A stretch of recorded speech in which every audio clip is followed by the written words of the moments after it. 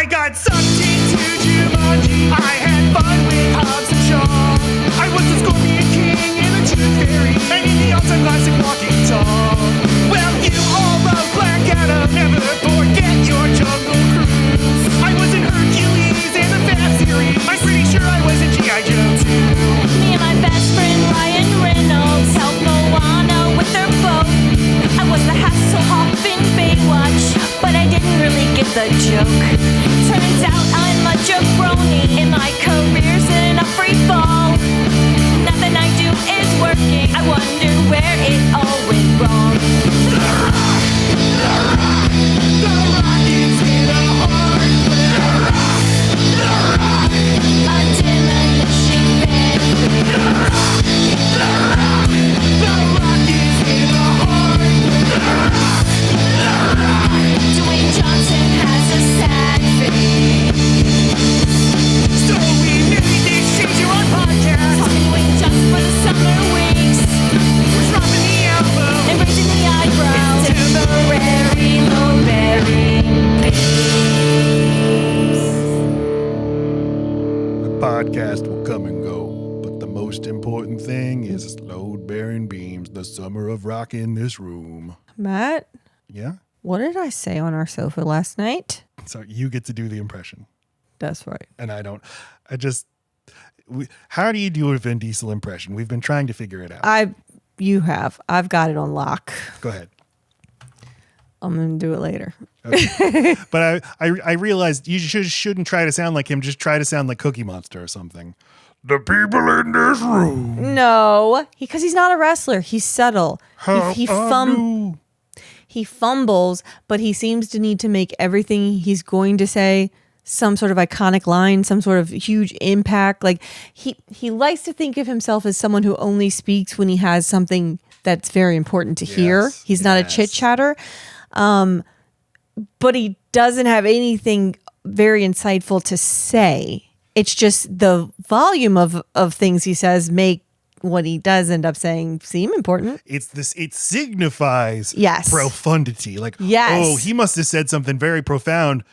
The movie sets it up like that. The movie zooms into his face. The movie has like a score moment in there for that. And then it's like familiar. I hesitate to bring up this comparison because I know it's dumb. Oasis just reunited. I've been thinking a lot about Oasis, listening to them, listening to their music, watching their reunion videos. And I've been like, wait a minute. Is this an actual connection, or is this I'm just thinking about two things simultaneously and making connections that aren't there? But is Oasis the Vin Diesel of music? Like, their lyrics don't mean anything. Right. Someday a champagne supernova in the sky. Someday you'll find me. So Sally can wait. She knows it's too late as she's walking on by. The lyrics mean nothing, but they sound so important. Well, because you just assume they know what they mean. Like they're beyond us. But then I can give you an example of an artist who has very profound lyrics that actually do have meanings. And that's an artist our kid has introduced me to called Mitski.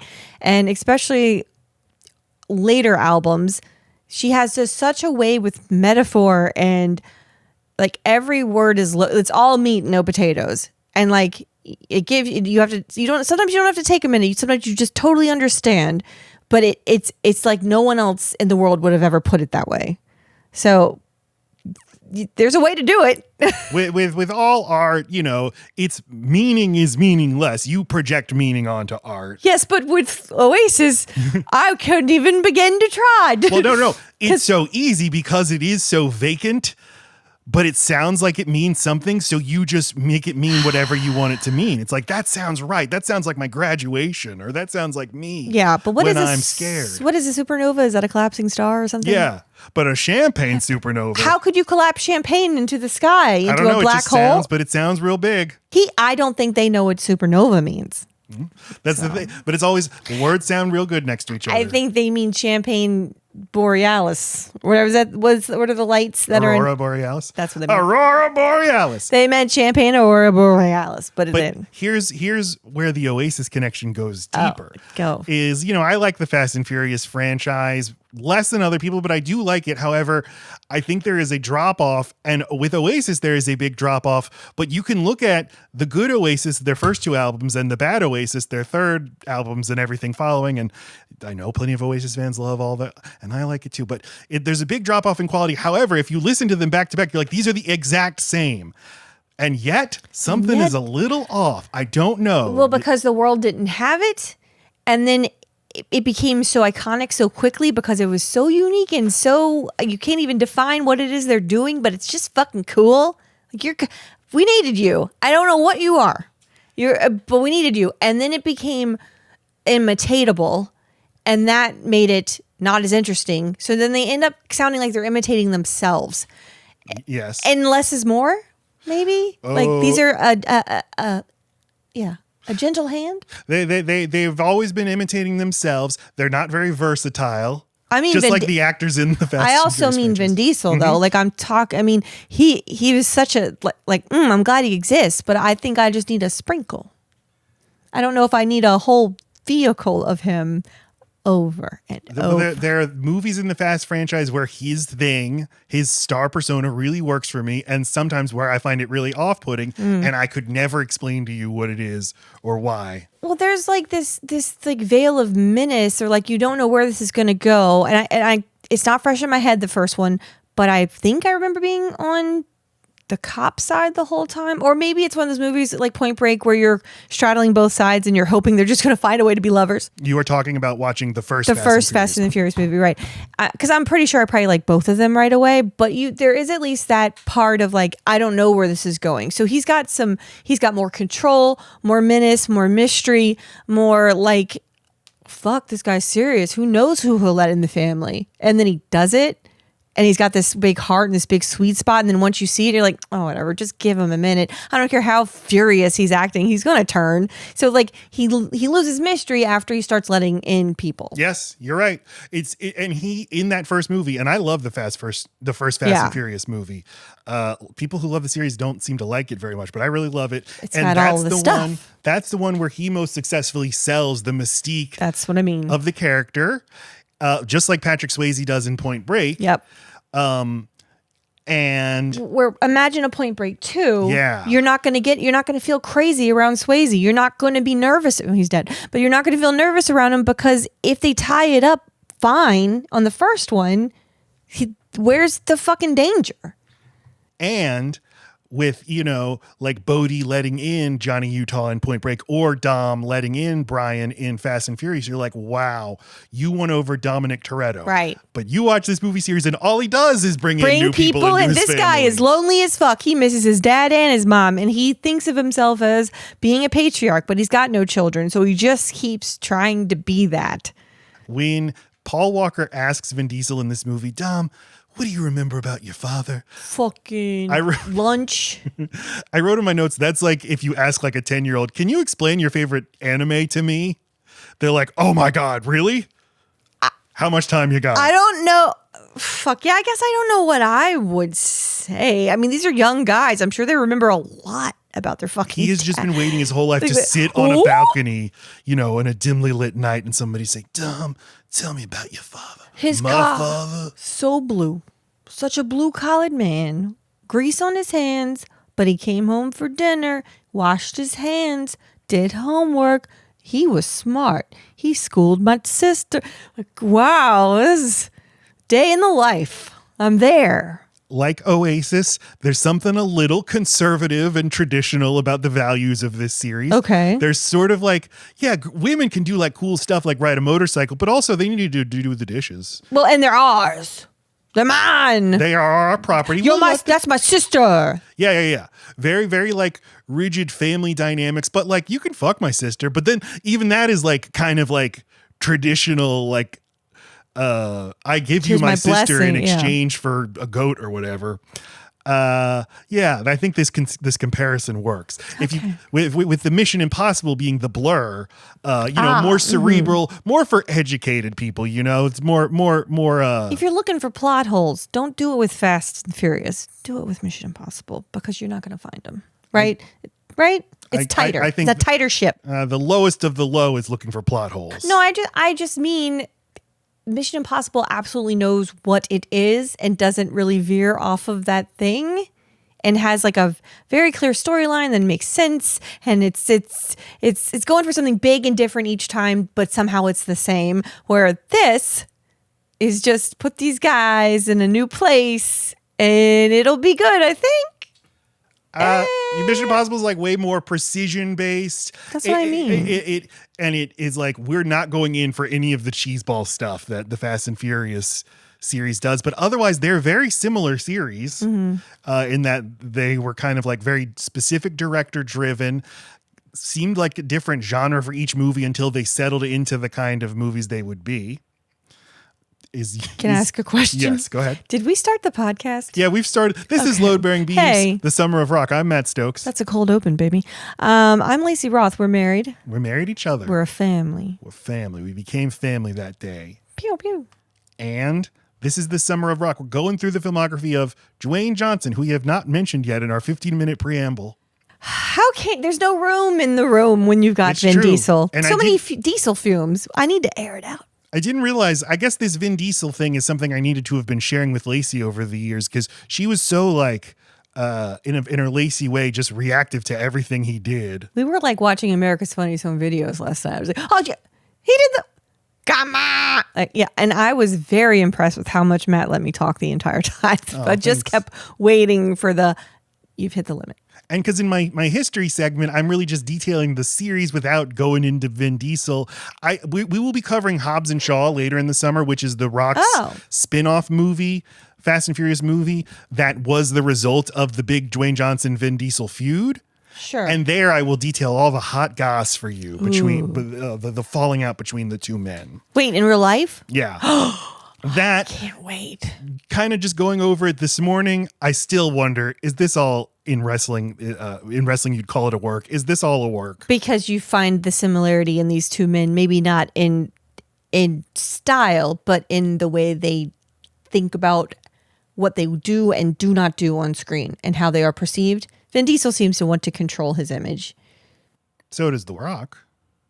Love. You see how that's how I'm telling you they're the same? Yes. Oh, yes. Because where they're different is I feel no chemistry sexually toward The Rock, where Vin Diesel, I'm just like, pin me up against the wall, I guess. You're not my type, but That's the big thing. do it. The Rock is a better actor, probably more versatile, but Vin Diesel has Something. sexiness that sexy. The Rock never has. When Vin Diesel pins Passion. Elsa Pataki up against the wall in her apartment, like, you just feel it. I've Yeah. never felt anything like that watching Dwayne Johnson with a sexy lady. If there's anything you get sick of, and you could fault Vin Diesel for, it is the over amount, the gushing passion. He that's how he's all that. Where The Rock has a very good way of staying removed. And when he gives you like that heart or that like acceptance or takes down that wall, those are the magical moments in the movies.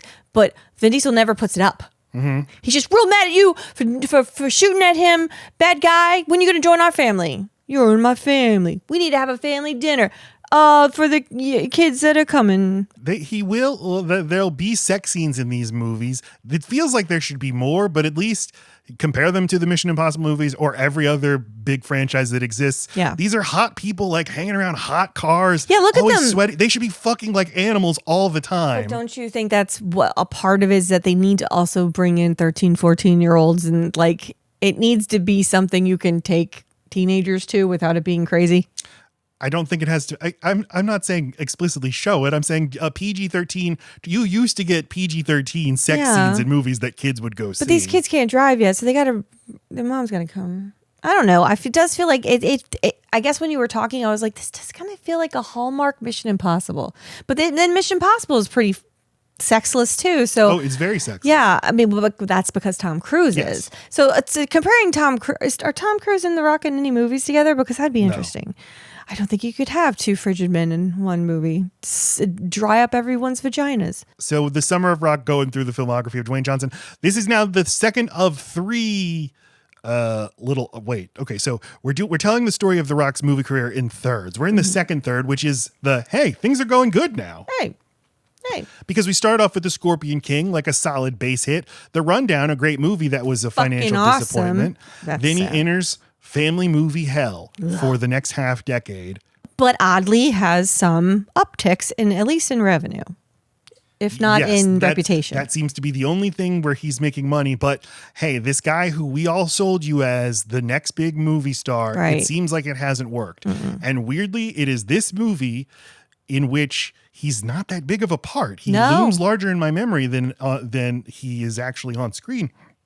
But this was like the key to him figuring it out. He probably looms large because he is the largest payoff. They see each other in what they're trying to do, even though they're coming from completely different places. And he's going to turn them, but then it happens, and it's very rewarding. It's so satisfying. Yes. When Hobbs is laughing at the end of the movie. Yes, that Toretto. fucking smile, man. That's what I'm saying. Toretto is constantly giving you that warmth and that passion.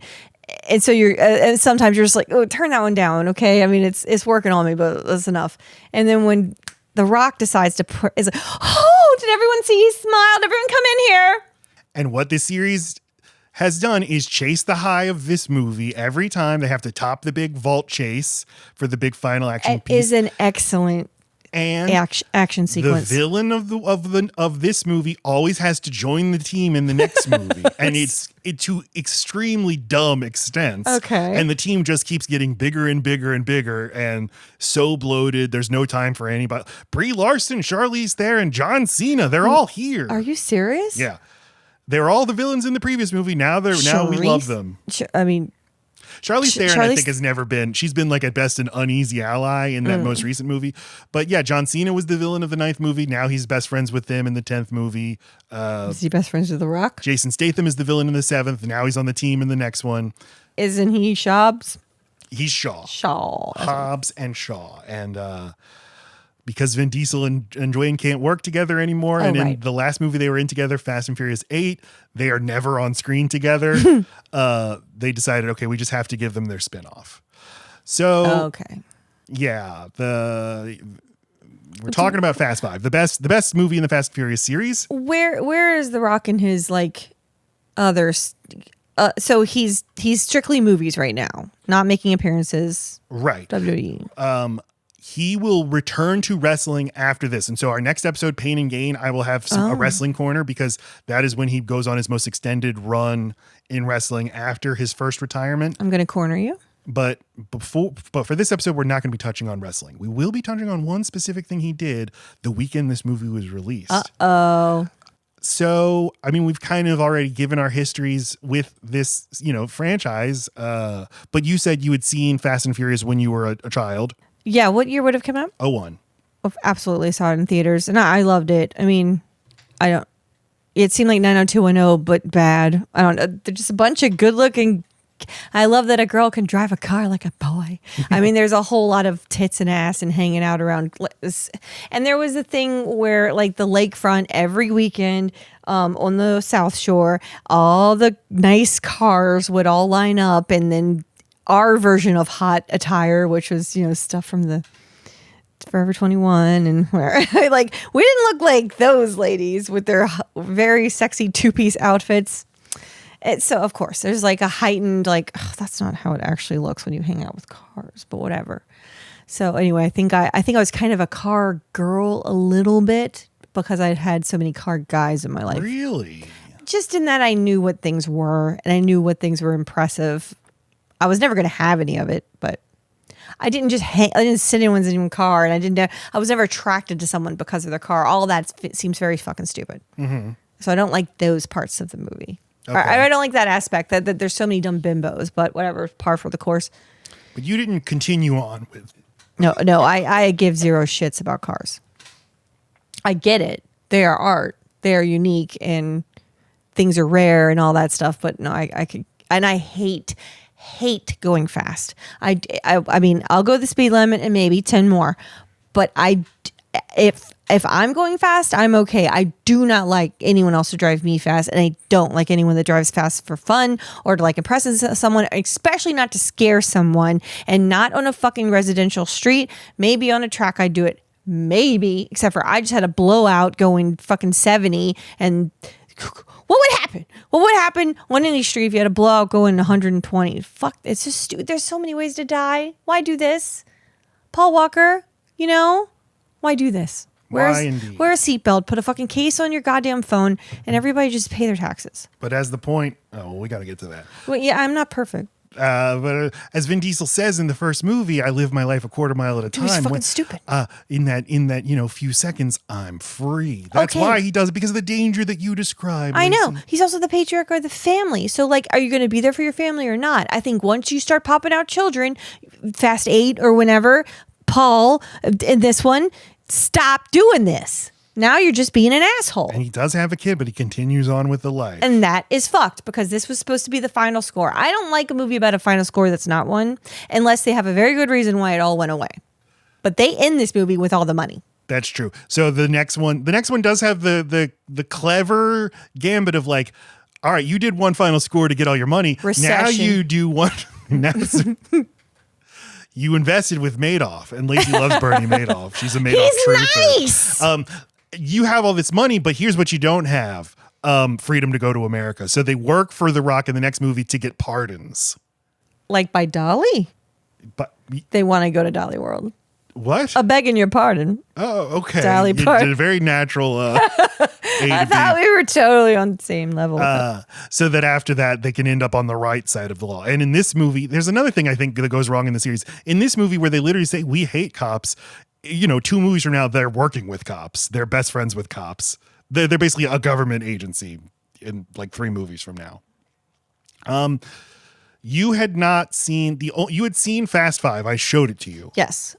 And I liked it then and I like it now. But this isn't your series. It's not like Mission Impossible, which you love a lot. Mm-hmm. Not like This isn't going to bring me to the theater, especially because there's holes. So I feel like I need to watch all of them, which I would. They're perfectly fine and fun. I like all these guys. It's one of those things where it's such a tragic loss. He's so young. He's so charismatic. He really adds something to the group. He's different from anyone else. Paul Walker. He stands in for us dummies who don't know what's going on in the crime world. I don't know what it is about him, but once he's gone, I think I'd be too sad to have fun.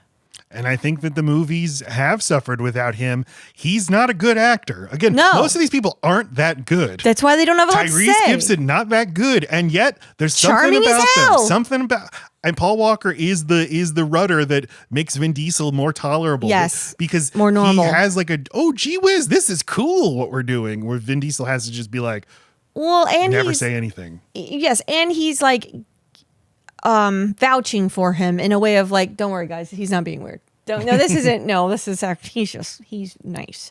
And it's a pretty big risk to use a rapper, Ludacris, and a person who started off as a model and a singer, Tyrese, and those are your comic relief guys. I mean, there's a lot of different comic relief, but it's an interesting choice, but it works because there's enough for each of them to do and not too much for any of them to do. It works here, but sometimes it doesn't work because you're yeah, but you're not funny enough to be Well, like I was saying off mic, that unlike with Ocean's 11 and what was my other example of heist movies where you got Mission Impossible. This series, because they tried to do these different movies in the beginning where they weren't all a unit, so they gave these classic. You're the numbers guy. You're the computer guy. You're the wheels man. Whatever. They gave all these assignments, which there aren't that many to give to people, and then ended up putting people all together who are the same kinds of task person. So it gets a little sloppy and it's a little muddy, and they have to do awkward things like shoehorn in a line of I had a life before you, which was being obsessed with safes and having models of them and putting my head on them and cracking them. That was the life you had. Sure. And Ludacris, when we meet him in Fast and Furious 2, he is not a hacker. Now in this movie, he is a hacker. They call him a circuit guy. Yeah. I'm working the driving circuit.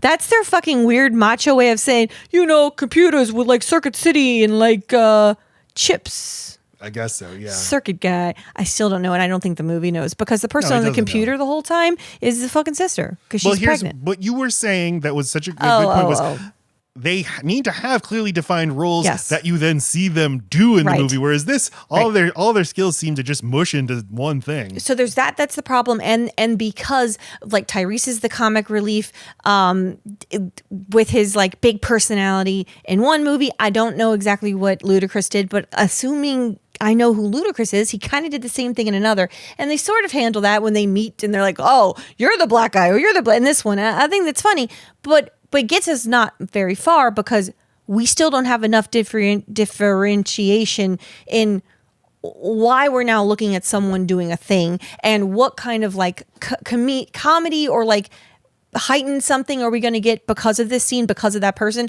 where with someone like a Vin Rames and then someone completely different from him with Simon Pegg, like you're going to have two very different moments in that movie. Mm-hmm. Look at you knowing two actors. I was hoping I was giving you a boner, and if I wasn't, I was going to point this gun at you again.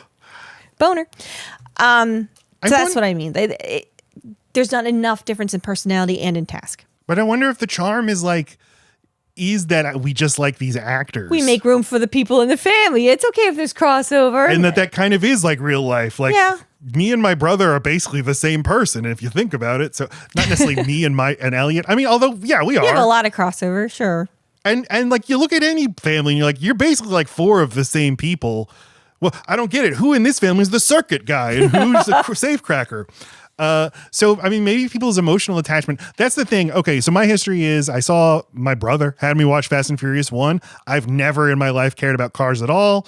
I think he did a little bit more, but he was always cooler than me. He's like, this is a cool movie. And I think I enjoyed it. And then I watched Fast 2 and I think I enjoyed it. And then didn't see 3 or 4. I saw this movie, Fast 5, in the movie theater the same day that I saw the Arcade Fire play at Jazz Fest. What else did you do that day, Matt? I went to work, and it was like, how did I manage to do all 3 of those things in the same day? What a day. What a day. A big day.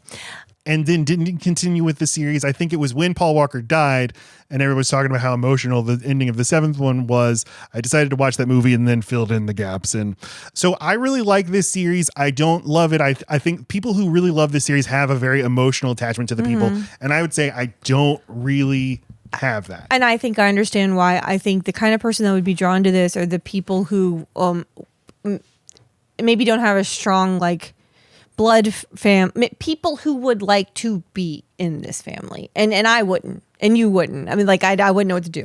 And I think there's people who are like, well, I'm a ragtag kind of. I don't know. Like I like to curse, and sometimes I smoke weed or what. I don't know. Just a rough person who wants to do something exciting can imagine they get to join too. He'd like us too, and I think that could get you really emotionally attached if you just feel like you'd be a part of this family if it were real. I wouldn't want to join the Mission Impossible group either, but I feel like Fast and Furious is always talking about how this is a family, whereas in Mission Impossible, they actually feel like I know, but they're a family. I think it's the talk. I think the kind of people that need a family outside of their own need to be hearing it, need to be constantly being reassured. I mean, it's a different emotional need than just see like that family seems hard to get into. A Mission Impossible, you need to be expert of an expert. You need to understand what the fuck they're doing. That is not something you can enter. This is just a rolling ball, and if you jump on that ball, they'll make a room for you somewhere. Yeah, I feel like Vin Diesel and Paul Walker and Jordana Brewster are family. I feel the connection between them. Ludacris and Tyrese, I feel their connection to each other. I don't feel like this is one big cohesive thing where they all love each other and they all like there's very few interactions between like Gal Gadot and Vin Diesel or Gal Gadot and my argument is that the people who are connected to it in the way that you're not do see it or don't mind that they're not all the same kind of level of like attachment to each other. That doesn't matter. We're like-minded people being used for our skills that we have, not being judged. And there's a lot of hot ladies. So like they're going to, like the two characters who end up getting together in this one, it's, where do you meet people if not at work? Mm-hmm.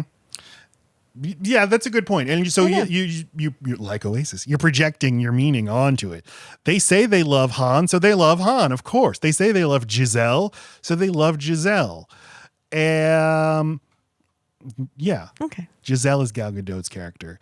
I think this is the best one in the series, and we had fun watching it. My love for it is just one who loves action movies and practical stunts and all that. And this series, is very devoted to keeping all of that stuff alive. Classic car chases, practical effects, practical stunts. Adding something you've not seen before, or doing it on a bigger scale. Yeah, going big, going to real locations, going all around the world. It does do something that makes me uncomfortable, which is it puts a lot of civilians in danger. That's true. I don't like that. Yeah, I know. I was annoying. Then you're like, oh, what about the poor people? They're walking around. I know, but yeah, I don't know what to tell you there because my response is like, you're supposed to turn off me your brain. And my kid were on the interstate and I had to blow out and I had to pull over and we weren't on like a super busy part because it was like already an off ramp, but they go by really fast and we had to sit on thank God we parked by a little piece of cement, not in the grass with all the ants. And if he just decided to pop up at a moment where I couldn't catch him,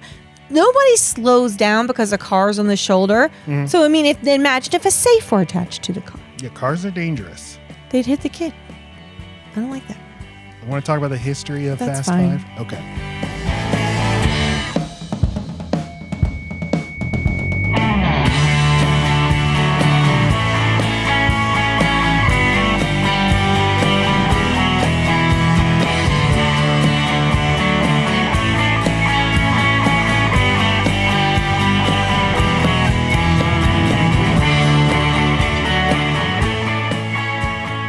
So the origins, this actually all starts with Paul Walker, who in the late 90s was positioned as sort of an up-and-coming star in Hollywood. He'd been in She's All That in Pleasantville, past episode Pleasantville, and Varsity Blues. And he was in a movie called The Skulls, Yeah, I saw that. directed by Rob Cohen in 2000. Rob Cohen was the director of that movie. The producer of that movie, Neil Moritz, they asked Paul Walker what he'd like to do next. Let's see. And I'm quoting here from, this is from a 2015 piece in Los Angeles Times by Amy Kaufman, how Paul Walker nearly quit the Furious franchise. Quote, he said his dream project would be a mashup of Days of Thunder and Donnie Brasco, something in which he could be both an undercover cop and a race car driver. So the filmmakers brought him a Vibe article they'd found about undercover street racing in LA. End quote. So that article is called Racer X. You can read it online. It was written by Kenneth Lee and Amy Kaufman, the LA Times writer. She was wrong. She said it was about LA street races, but it was actually New York street races. And it all centered on a 30-year-old Dominican-American street racer named Rafael Estevez, who is the clear inspiration for Dom Toretto. So going back to the LA Times piece, quote, Paul Walker said, quote, they said, you'll be racing as an undercover cop in this world. I wanted to sign on immediately, and they were freaking out. If I had the same opportunity today, I'd overthink it and probably squander it. But I was younger and impressionable, and I wanted to work. They came at me, and I was 24 years old. I had just recently had a child out of wedlock. I wanted to have fun, and I needed to put a roof over my baby's head. Getting out to hang out with my friends and support my baby seemed like a ridiculous scenario, end quote. So, he's just talking about how he was very bold about his career decisions, not thinking maybe I wouldn't be able to carry a movie like that by myself. I've only been a supporting actor in movies. But he's not going to carry now. it. There's going to be Vin Diesel. So, quote, but the actor said Cohen, who would direct The Fast and the Furious, and Moritz, who has produced all the movies in the franchise, knew he was apprehensive about being the guy. So he said the filmmakers assured him they'd find a strong supporting co-star to take away some of the pressure and insecurity of, oh, I'm supposed to be cool in this, end quote. And they had the perfect man in mind, the perfect cool guy to co-star with Paul Walker, Timothy Olyphant. Oh my God. I love him, but no. The role of Dominic Toretto was offered to Timothy Olyphant, from Justified and Deadwood, and it's so funny to look at pictures of him from the 90s and 2000s where he does look like all those Skeet Ulrichs and stuff. Yeah. And was indeed in Scream 2 and was in all these teen movies and stuff. And you're like, that's Seth Bullock? Oh my God. And they just put a cowboy hat on him and have him. Okay, but they also seem to keep the hanger in his shirt, right? That explains the posture. It's just forgot to take the hanger out again. So he had just been in, so they literally offered the role to him, but he had been in Gone in 60 Seconds the year before. So he turned it down, and instead they got Vin Diesel. Thank fucking God. Whose real name, of course, Mark Sinclair. And Sinclair. The movie was an unexpected huge hit.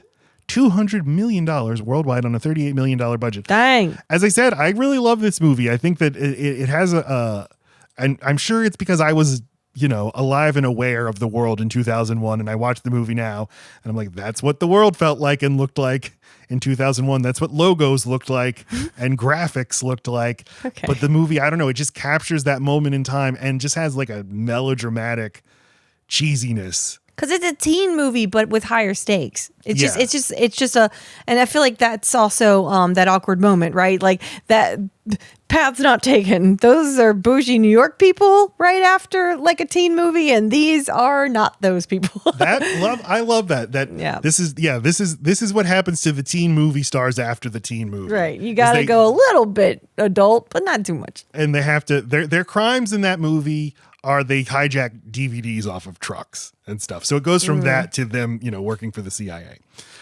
So they're going to make a sequel.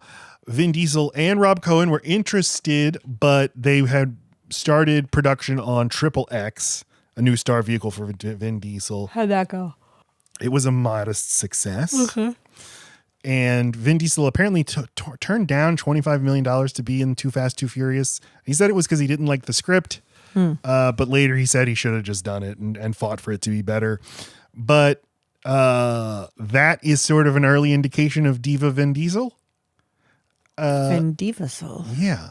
Being a little too big for his britches. I'm going to be a big movie star. I'm going to take the world. I'm Triple X now. Are you kidding me? I don't know. I feel like he's Too kind Fast, of Too Furious. big movie star, right? I feel like he did it. All right, school me. Come on. Well, I mean, He's maybe equal parts punchline and equal parts cool guy. I think that he had hits outside of the Fast and Furious franchise for a little while, and then he didn't, and now all he has is the Fast and Furious franchise. I mean, and he's the voice of Groot, and that's it. What else does he do? Oh, it's like he's the voice of Gru on fucking Despicable Me. Hello? I don't think that's true. Okay. So they proceeded to make Too Fast, Too Furious, brought in Tyrese Gibson as the new co-star for Paul Walker, brought in John Singleton as the director. And like Vin Diesel, you think you're too good to work for John Singleton, one of the great directors of the era. Schmuck. So the movie introduced the character Roman Pierce, introduced Chris Ludacris Bridges as Tej Parker. Too Fast, Too Furious was also an enormous hit, $237 million Dang. worldwide. People love cars. Were big, and people loved these movies. And I think there's a big crossover there with people that also just like cars. Well, and yeah. Just that there's not a lot of it. Like if you're not going to do just traditional racing around a track or, how else, there's not those wide open American frontier going to use my car. There's just something cool about seeing all of those cars and that whole culture and nitrous and systems and speakers and hydraulics and where else are you going to see it? And see it glorified and not made a joke of. What's so fun about Too Fast, Too Furious is it's basically an 80s cop movie. It's a white cop and a black cop. It doesn't have very much to do with the Fast and the Furious mythos. But I think people just were like happy to see a throwback action movie like that with vroom vroom cool cars. But they didn't get Paul Walker for the next movie, so instead they just made a spin-off called The Fast and the Furious Tokyo Drift. This is where I became, I think I was aware of each one too, because they're very smart with their naming scheme. So, and the Tokyo Drift just took on a life of its own. So it made me aware of what that is. Yeah, I guess I saw the movie. I just remember Tokyo drifting becoming quite a thing for a little bit. Really? The act of drifting of your car? Mm-hmm. I had no idea what it meant. One of the best things... Do you want me to tell you? No, I've seen the movie. I know. Okay. Now I know. It's what Cruz Ramirez does to figure out how to do the turn. No, it's in the first movie. Turn left to go right. It's that. Turn left to go It's right. that. Wow, I did it. Wow. Sorry, not Cruz Ramirez. When you... One of the great things about the Fast and Furious series is the naming scheme, how there is no logic and they will totally change it from movie to movie. What did I just say? Yeah, so I'm building on that. Build on it. Too Fast, Too Furious, Fast and the Furious, Tokyo Drift. Number 4 is just called Fast and Furious. And then for Fast 5, the movie we're calling it now, we're reviewing today, just Fast 5. I like it. Yeah. They should do F period. A period. Just go crazy with punctuation. I bet they colon, will. comma, fucking semicolon. Just crazy. Because then there was Furious 7 and then The Fate of the Furious, but the logo said F8. And then the one that followed that was just F9. And then the one after that was... Like Formula 9, right? Formula One. Oh, there's 9 of them. But then the one after that was Fast X. So yeah, just everyone has to use a different scheme. But okay, Fast and Furious Tokyo Drift, one of the most important movies in the franchise because it added the 2 most important creative voices, writer Chris Morgan and director Justin Lin. Justin Lin is the director of Fast 5. Chris Morgan is the writer of Fast 5. And Universal wanted to keep this series going because it's very profitable, but all the people who make it are no longer involved. So they put out an open call, and Chris Morgan came in and pitched, Dom Toretto goes to Tokyo and he learns to drift. And also he solves a murder. Like, we like it. So they hired Justin Lin to direct. More on him in a moment. Neither Paul Walker nor Vin Diesel wanted to come back. So they were like, all right, this will be like a reboot. And maybe, we can just do like what John Carpenter envisioned with Halloween 3. Everyone is disconnected. We'll just go to a different city and learn about the racing culture there. And I've seen people throw out the idea that there was an idea that this movie would be straight to video, but I don't think that's true. And this movie has an $85 million budget. It just feels like there's an alternate universe where a different Fast and Furious movie comes out straight to Redbox every year. Like if it didn't. Like, well, if Netflix had existed when all this was happening, I'm sure it would. If Vin Diesel and Paul Walker didn't come back to the series. Yeah. But it was doing very well in test screening, so Vin Diesel was persuaded to film a cameo at the end of the movie. So he does show up at the very end of the movie. And the movie also introduced the character of Han, Sung Kang, and he is the best part of that movie, but his character dies in that movie. What? And so when he then goes into the Fast and Furious parts 4, 5, and 6, they have to be like, well, canonically, those movies take place before Tokyo Drift, which is why in Fast 5, when we watched it last night, and Gal Gadot says, where are we going? Tokyo? And Han says, no, we'll get there eventually. And Lacey said, huh? Yeah, I'll get to Tokyo someday when I die. God. But he's not really dead. Don't worry. But that's another great thing about this series is the timelines make no sense. The Fast 5 is actually supposed to be taking place in a world where flip phones are still popular. Yeah. Justin Lin is hired to direct Tokyo Drift, born in Taipei, Taiwan, lived there for the first 8 years of his life before moving to California. He co-directed the independent movie Shopping for Fangs, and in 2002, his solo directorial debut, Better Luck Tomorrow, was a very well-received indie film about Asian American high school students who get caught up in petty crime. I watched that movie last week. It is a great movie. I highly recommend everybody check it out. It's kind of like a Danny Boyle feeling, like a Trainspotting kind of feeling movie. It looks like it's got a sprinkling of Breakfast Club on top. The boyfriend, the beauty, the overachiever, the mastermind, the clown, the muscle. You gotta have all your types, but with the, it's like, but they're all Asian. What, Asian Americans can be like different kinds of things? And it's not about that? And Han from the Fast and Furious movies is technically the same character that he plays in Better Luck Tomorrow, where he's also there and he also plays Han. And watching the movie, you're like, there's something about that Han. I can't take my eyes off him. Yeah. I don't know. He's like a Keanu. Here's an interesting thing I learned about this movie is when this movie screened at Sundance in 2002, a person in the audience got up and chastised director Justin Lin for having Asian American characters provide poor representation for doing bad things like committing crimes. And then Roger Ebert, who was in the audience at the time, stood up and he argued back with the woman, and there's footage of it. So at the third screening at the library, this guy gets up. He praises us about the filmmaking and the performances, and then... Why would you, with the talent up there and yourself, make a film that's so empty and immoral for Asian Americans? I think a lot of times in films, there's not enough discourse, and I think this was made for that, and it felt good to actually get that in return. This guy feels like he has the right to tell us how we are supposed to exist in media. And then Roger Ebert gets up. What I find very offensive and condescending about your statement is nobody would say to a bunch of white filmmakers, how could you do this to your people? This film has the right to be about these people, and Asian American characters have the right to be whoever the hell they want to be.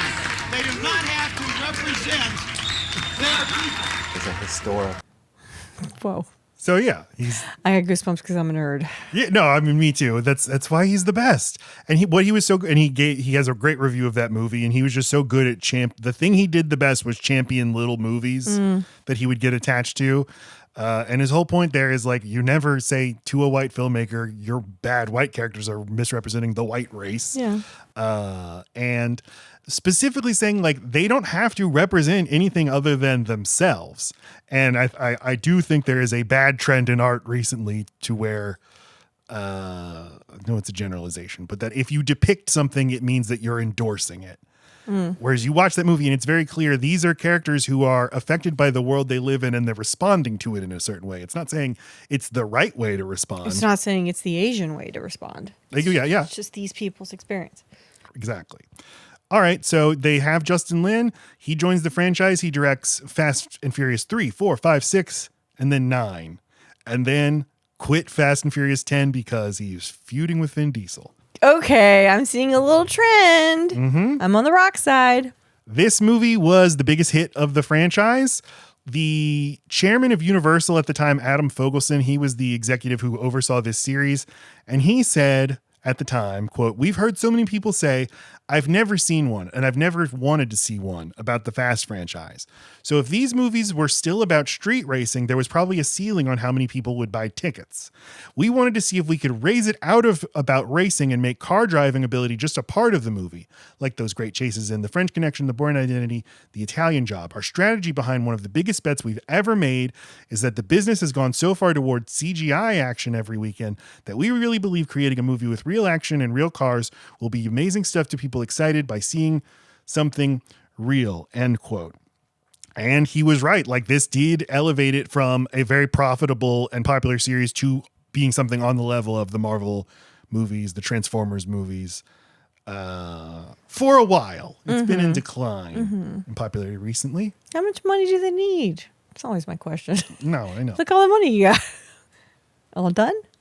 Exactly. Are Right. you listening, Mr. Bezos, Mr. Musk? All done? All right, just one more note. The Rock. So yeah, this movie was released April 29th, 2011 in America, and it earned $86 million opening weekend. 2 days later, a certain thing happened in the news, and that was that Osama bin Laden was killed. A very early thing I remember from me and Lacey's friendship. We were not dating yet at the time. I said like, "Hey, crazy about Osama bin Laden," and you said, "Yeah, if you believe that really happened." What? And at the time I was like, "Lacey's crazy." And now I'm thinking like, was Lacey on to something? No, I was being influenced by a right wing husband. I was how All dare I'm saying you? is there's a lot of questions about how all that went down. I know, but I didn't know any of that. I was just echoing back what I was fucking hearing. Do you remember the weird thing of The Rock seeming to get word that this happened and break the news before? What? No. He tweeted before. So the Obama himself broke the news. Like, no news network had this news. They just said President Obama will be making an announcement later tonight. And then Dwayne Johnson tweeted, "Just got word that will shock the world. Land of the free, home of the brave. Damn proud to be an American." So he didn't say anything. I guess. But he clearly knew what was coming. And It weirdly, could just be that he was getting another movie. Oh, you might be right. And then one other wrestling connection. Later that night, John Cena had to break the news to a crowd. Compromised to a permanent end. In the world of wrestling, everybody. To be clear, in the world of wrestling, we've been able to I do know. that. What do they think? What do they think he's saying? Right. Like, they're going to bring him out, his head. Show us his head. Like, when has news like this or news ever been broken and I it's know. real? But does he do like, he goes, time out, guys, No. guys, time out. This is the real me. No, I know. And he's speaking in his wrestling cadence. Right. That's the thing. Whenever something real happens in wrestling, it's always awkward because they're like, they have to be. Kayfabe is when something is in the storyline. Yes. What is it when it's out? Shoot. He just did a shoot? He technically did a shoot, but it sounded like it was kayfabe. Yeah. There's like wrestlers like Roman Reigns, The Rock's cousin, had to announce he had cancer, leukemia. And he's got it in a headlock. And he did suddenly like start speaking in a more human voice as he went on. Okay, he had to announce it that way. And he didn't have to do it. It's just how he announced it. I don't know. It's just a funny thing about wrestling. So that's the history of Fast Five. Yeah, cancer's fun.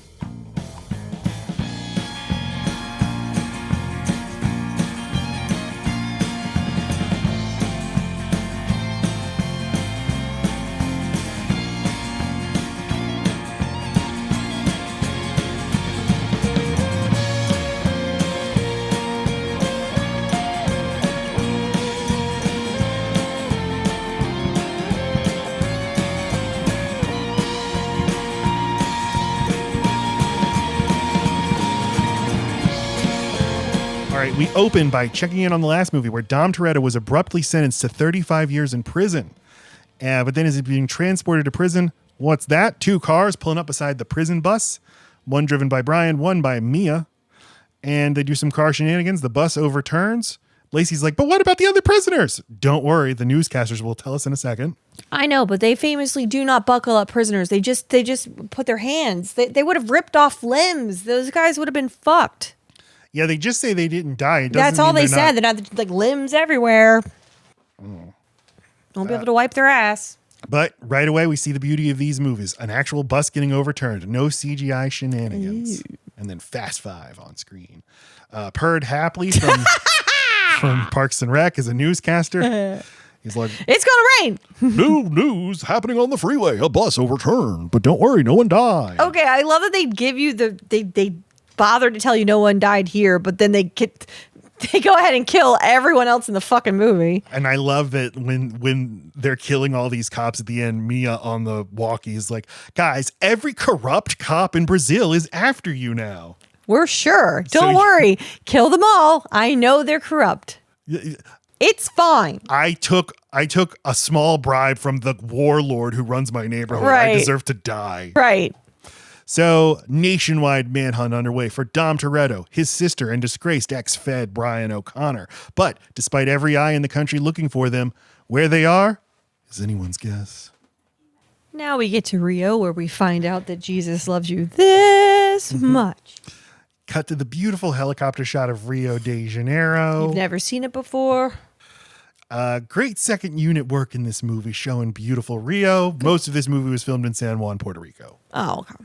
But Brian and Mia, they're driving. How long have they been driving all the way from America? They've been driving so long that they're dirty. Like, what is the inside of your car just full of dirt? What have you been doing? And that they're now in a car where the driver's side is on the other side, and presumably they've been driving that long. And you know, I was at first judging them for like you're stopping to have unprotected sex, but like what else are you going to be doing? What the fuck? You gotta stop. They arrive in the favelas, and some armed toughs cock their guns at them before a guy shouts in Portuguese, "Hey, they're cool." I will say they walked several steps into that situation more than I would have. Just a lot of guns. They're like, there's only 3. Let's keep going. Okay, there's 4. This has got to be the place, right? Yeah. What place? Vince. Were they looking for him? Yeah, Vince from the first movie. Okay, we've been not told they're going to find him there. And guys, in the first movie, he and Brian were feuding, and he calls him a buster, but turns out there's nothing but love now. They love each other. I don't know about that, but it's fine. Dom has not arrived yet. Vince last heard from him. He was up in Ecuador doing some stuff. I don't know. But, you know, Brian is still, well, we don't know if it's because it's this guy, but he's definitely got his prickles up. Like, he still has his, like, cop senses. So he does he feels like something's not right. And I'm still unclear if Vince was on the right side of this the whole time or if he comes back around. I think, yes, he's been on the right side the whole time, but you are right to be unclear on that. The movie doesn't do a good job. Well, so then I think Brian is... First, Brian's suspicious that Vince knows he's not on the right side of something. And then I think what it is Vince doesn't realize until it's happening that, oh, fuck, I don't really know what I got myself into or everyone else into. I thought these were some cars we're going to boost. I did not know these were like CIA assets or whatever the fuck it is. You know, whatever. Right. CIA tags, right? DEA tags, right. Like he just thought there's a bunch of cool cars. And it would be easy money. Easy we just mon- steal the cars. He says easy money, and then smash cut, they're on a train. I'm like, well, number one, they already had to buy a train ticket. They were dirty. So they had to take a bath. Like, this does not feel easy. I'm just saying. No, it's not easy. They eat a bunch of food prepared by Vince's Brazilian wife. Then the ladies wash the dishes because that's what ladies do. And then also they're talking about her baby. This is a baby. Oh, I love this baby. Can I hold your baby? Can I put the baby to sleep now? Because that's a fucking thing. And this baby is dressed, I said when we were watching, it looks like he's dressed to go to court. He's in corduroys and a tucked in shirt. Yeah. Not a connected one piece, just a button up tucked in shirt for an 8-month-old. I thought it was like a 2-year-old and they just put him in his bed. Tiny. Totally awake. Like, all right, well, that's how you put See a ya. baby. I'm ready to give birth. I know how to do this. And then it's at nighttime, guys. So I just want to point out, this is not morning sickness. Yeah. It is nighttime, and she goes and pukes, and she's the flattest stomach you ever could see. And the woman goes up to her, because you know how we smell birth. And have you told him yet? Bitch, you're assuming a lot. I could just be throwing up your food, ma'am. No, but she's correct. She can sense it. I think Stupid. There's either women cannot sense these things. It's either but that's because women have become too modern and they've entered the workforce too much. You need to be back at home where you're more attuned to these things. Or maybe the movie's saying like American women can't tell this, but real women like the Brazilian women, they know because those are real women. Okay. So yeah, Mia, she's pregnant. She got pregnant by Brian during their escapades. Does Brian know? No, I haven't told him yet. All right, so now it's time to do the easy money. Also, did you go to the doctor? You've been on the road. How do you know? I mean, I guess you've missed your period, but so? You haven't been eating. You haven't been bathing. Maybe you're stressed. I'm just saying. A lot of reasons in that situation your period could be not coming. Yes. You're right. Yeah. So, yeah, it's a train through the countryside, and Mia is like looking at a travel guide, and Brian's like, "What are you looking at?" Yeah. What are you reading over there? And he looks and he's like, Tokyo, Hong Kong. All those things are on the same page, Brian? He's just flipping through saying the names of just cities. saying headings. Like, it was on the train. It was in the back seat of the fucking train. I don't know. I just grabbed it. That's like taking the fucking airplane catalog out of my hand and in case of an emergency, exits. What are you reading? Tamper with, disable, destroy. I don't get it. So she's like, what all these cities have in common? No extradition treaties, which I don't think is true of Japan. I think you can get extradited from Japan, but... You keep saying that, but did you look it up while you're over there? I was afraid to Google that. Skirmishing her good name? Skirmish? Can you get extradited from Japan? Skirmishing or scrumming? None of those words. Yes, Japan does expedite. Okay, well, it's interesting that you only think Japan will. Can you please do all three now? No, I know that Hong Kong and Moscow don't extradite. That's where Edward Snowden went. First to Hong Kong, then to Moscow. Well, haven't they learned? Yeah, you got monsters among you. You have to go to America's adversaries. You're creating kind of a reputation. They're on this train. They find the compartment with the supercars, and then their buddies pull up in a vehicle real fast next to the train. Looks like a Mad Max type of vehicle. Yeah, and they cut open the thing, and then Vin Diesel steps into the frame. That's why he had a soldering freaking thing to put on Brian's face. He soldered the side of the train. I'm like, why does he have that tool with him? Whenever he has that fire thing that he tries to... Because it fucks me up thinking about someone hurting you with a fucking soldering flame. Oh, in this fighting sequence? Okay, yes. I'm like, why was that just on the... Why did you have that? And I'm like, that's how you opened the fucking train side. Uh-huh. And we have the very cool sequence of them getting the cars out one by one. And I really love the way they yank them out. Yeah. I could just watch videos of that, of cars getting yanked. Yanked onto the, tow truck thing that's driving real fast. And then their job is to get in the car. It gets lowered onto the ground, and then they have to drive it real fast away, like into the I hit a curb and I fuck up my car. So I don't understand how these cars are made. I've seen this movie so many times, and I know the plot is pretty simple, but there's still parts of it that fuck me up. Like, okay, so they get betrayed here because the cars have DEA tags, and then these guys show up and like start shooting at them. So Vin Diesel easily overpowers them with his fists, and then gets his sister out of there. Well, what was supposed to happen? The car that the DEA is after is the one that's got the delivery list So Wait. So it's almost like the DEA, I know what it is. The DEA found these stolen cars. They're taking them back to the United States. They just think, or wherever they're going, they just think they're going to compound. You can't have these cars. They're not yours. They're taking them. What they don't realize is that one of those cars is for the delivery person or the bag person that goes from cash house to get bad guys money. So it's like, it'd be fine if you took our stolen car back, but we're going to need that chip, because if you find that, you find the key to our entire enterprise. So bad guy of Brazil hires these scruffy guys to just go get the chip back and the cars back, or but mainly it was just the chip. So I don't think anyone on the mission knew there's a chip. He just was like, no, go get my cars back. Mm-hmm. And they just happened to go away with the one he really, really wanted and pissed him off. Why did they, but what goes wrong here? Why did they turn on each other? What happens right before he starts pew-pewing? I don't get it. I don't know. Anyway, they turn on each other. Vin Diesel easily overpowers them. Mia gets away, but now Brian and Dom are trapped on the train. They got to make it out. Brian does get out somehow, and then comes back in the tow truck. Anyway, Vin and Paul Walker get away in this cool car, but they run out of space and have to drive over the side of a cliff, and just a really cool stunt where they jump out of the car and into the water. Okay, but it's great because Vin Diesel's totally not in the right position to eject himself from the car. So the cut is funny there where he's just, I'm sitting. No, I'm not. They land, in the water by the quarry, and Vin Diesel's like, bad job, Brian O'Connor, bad job. And then they immediately get captured by the bad guy, Hernan Reyes' men, and takes him to like his jigsaw torture chamber. Right. They're being hung and they can't even stand on their feet. Ouch. Yeah.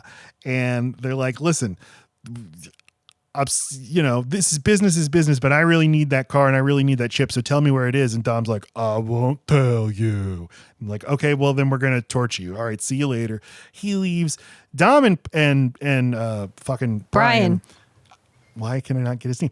Dom and Brian escape this so easily, and the movie cuts like so quickly. I mean, Vin Diesel just goes pop out of his chains. The chains that are managing to hold up his fucking 300-pound ass this whole time. But if he wants to, you can just go, stop it. Mm-hmm. Open those chains. Yeah.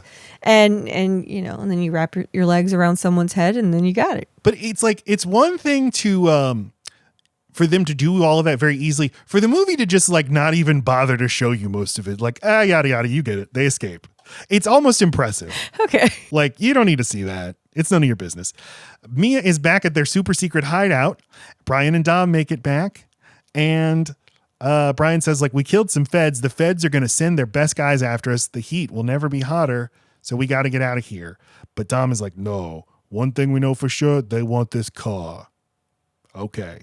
Once they know what's the deal with this car. But the whole reason Dom is upset is because this is was a bad job to take. It was too hot. Why'd you get on this job? Well, money was tight. We just really need to get on this job. So why are you extending the job? Because that's what a Toretto does. Go to the next place if you're aggravated.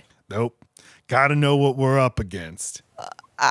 Nothing. If you leave the fucking... Turn the car in. But... The killing of the FBI agents was pinned on the 3 Americans. Yes. And it wasn't them who killed them. So it's like they just got a lot more heat on them than just like getting Vin Diesel out of prison. So I guess they need to, they don't say it, but they need to exonerate their name. They end up doing it on accident. Because it just turns out to be about the money after they find out what is on the chip. But I'm assuming the first reason is just like, no. We just got in big trouble. Yeah, if they're gonna be targeted by the feds, then they need a lot more money. We need to and information. Have so much money that they actually can't touch us. Okay. So they're sending their best guy. We finally meet The Rock as Luke Hobbs. The reason we're covering this movie. Now he, of course, works for DSS. Department of the Diplomatic Security Service. This is a real thing. Okay. Okay. So the Diplomatic Security Service, it operates in all countries where America has a diplomatic presence. That seems kind of weird. Wait, so it is a real thing? Yeah. Also, this would have meant his boss at the time, Hillary Clinton. But he just gets to go into any country and like basically have the run of the place. He's an extricator. Sure. Is that what it is? He's not DEA. He doesn't care about the cars. No, he does not work for the DEA. He is upset about the killing of federal agents. So he's there to go get the people who did it. Yes. Okay. Yes. Look at his. He's like the version of just like a plane vehicle, but you put the little cop hat on it, and all of a sudden it's a wee woo kind of like look at his little badge. Like, I'm not going to wear your stupid fucking outfit. Fully bald now. Just give me a tiny badge, please. Fully bald, black goatee to show you this guy's kind of a bad guy. Okay, what do you think of him in this movie? Sexy. Anything else? I mean, they give him a couple too many cheesy. Like, okay, Tommy Lee Jones can pull it off in The Fugitive when you're like, I need every fuckhead, bitch face, motherfucking outhouse here from there to Detroit. Yeah. That all works for him. I believe him. Now, when The Rock's trying to deliver these lines, I think they should give him some stuff he actually wants to say, like Moana type stuff. I feel like when he's being a little smart ass there's like a little bit more of like a lightness to it. It works better for him. He's good as a badass, but it is his ability to add some levity that makes him like my favorite. Mm-hmm. So I think there's maybe a little too hard of an edge on him in this. And that's why you're so relieved when you get that big smile at the end. He's just a little bit too much, too macho. His natural thing is that he's self-deprecating and silly. I don't need him to be that here. For whatever reason, him leaning into the cop cliche, saying stuff like, I want to eat my vegetables first or whatever. Yeah. It feels unnatural what he's saying. Well, I think that at the time this was received like, finally, this is what I've been waiting to see from him. It feels just play a total like badass who is not. And that's my point. It doesn't come out badass. It comes out as him doing an impression of a badass. Okay. It's not, there's something in it that's not him enough for him to totally embody it. So this Brazilian cop who identifies himself as the chief of police of Rio de Janeiro, of like one of the 5 biggest cities in the world. And he's dressed like a fucking Boy Scout with all his little badges. But he's like, Mr. Federal Agent, sir. And Hobbs is immediately like, yeah, fuck off. I don't need you. America's here, bitch. So I need 2 things, a translator, a specific one, Elena Neves. And for you to stay the fuck out of my way. What's the other thing? Stay the fuck out of my way. But he's very intuitive, smart cop. He knew who to pick. It seemed you're thinking like, oh, what a fucking scumbag. He wants the hot lady. Like, no. She has a dead husband due to these fucking corrupt guys. She's only been on the force for a couple years. That's not enough time to buy her. How long does it take to slip someone a 20? Not long. He's natural born police, as Bunk Moreland would say. I don't know who that guy is. Yes, you do. Oh, Bunk from Wire. The wireless. Wire. Bunk the from Wire. Wire. So Vince returns, but do we trust Vince? I don't know. No, because he took a little too long to get back to the safe house. Who were you talking to? Who did you rat on us? And yeah, so Brian is rightly suspicious, but Dom is like, he said he didn't do anything wrong. O'Connor, go walk it off. Walk your suspicions off. This is the most football coach Dom Toretto ever is in the series. He tries to sit, helmet's not a chair. Over and over with the. Yeah, he's definitely a shot caller. So, but, later that night, Dom catches Vince examining the car and pulling a chip out. I almost wish you almost did the impression. I got this. I almost wish. Stop it. I almost wish I didn't see that, but I did. So, brother. Yeah, I mean, Vince is like, I had to secretly pull out the chip because if I can return this to them, I'll get the heat off of all of us. Why could he not just tell Dom that? Unclear. But he's like, let's just give me the chip. I'll give it to Reyes. It'll set things right. But Dom is like, no, I never want to see you again. Rock it off. So Vince. Walk off my anger. And Vince is like, you never trust me. Look where it's gotten us. Look at our family then he now. names everything wrong that's ever happened to them in any movie, and none of that has to do with them not trusting him. Well, it's a good way to get the heat off yourself. Well, and a good way to give us a little recap of where we stand. Yeah, we can't go home. Your sister is stuck in this life. In the life. And where's Letty, Dom? Where's Letty? The bottom of the ocean. I don't actually know. Hernan Reyes, Joaquim de Almeida, the villain of the movie, a slumlord, runs the favelas, and he Slumlord? explains, yeah, He's not a landlord. It's not going to be a slumlord. a slumlord, one who runs the slums. He doesn't own all the buildings. He just runs the city. He runs the favelas, What's a favela? the huts and stuff, all the little houses. Oh. Reyes, a slumlord who runs the favelas, he explains to these guys who visit him, he's like, gentlemen, your methods of running your countries are too violent for me. Here is my philosophy. And he gives this thing about like this, the Spanish and the Portuguese both came to Brazil, but the Spanish got kicked out immediately because they came in guns blazing. I prefer the Portuguese method. They came with trinkets, mirrors, and goggles and snorkels and stuff that the natives couldn't get. Keychains with everyone's name on them. But to keep getting them, they had to work for them. And that's what I do, you know? Trinkets. I play the long game. Now,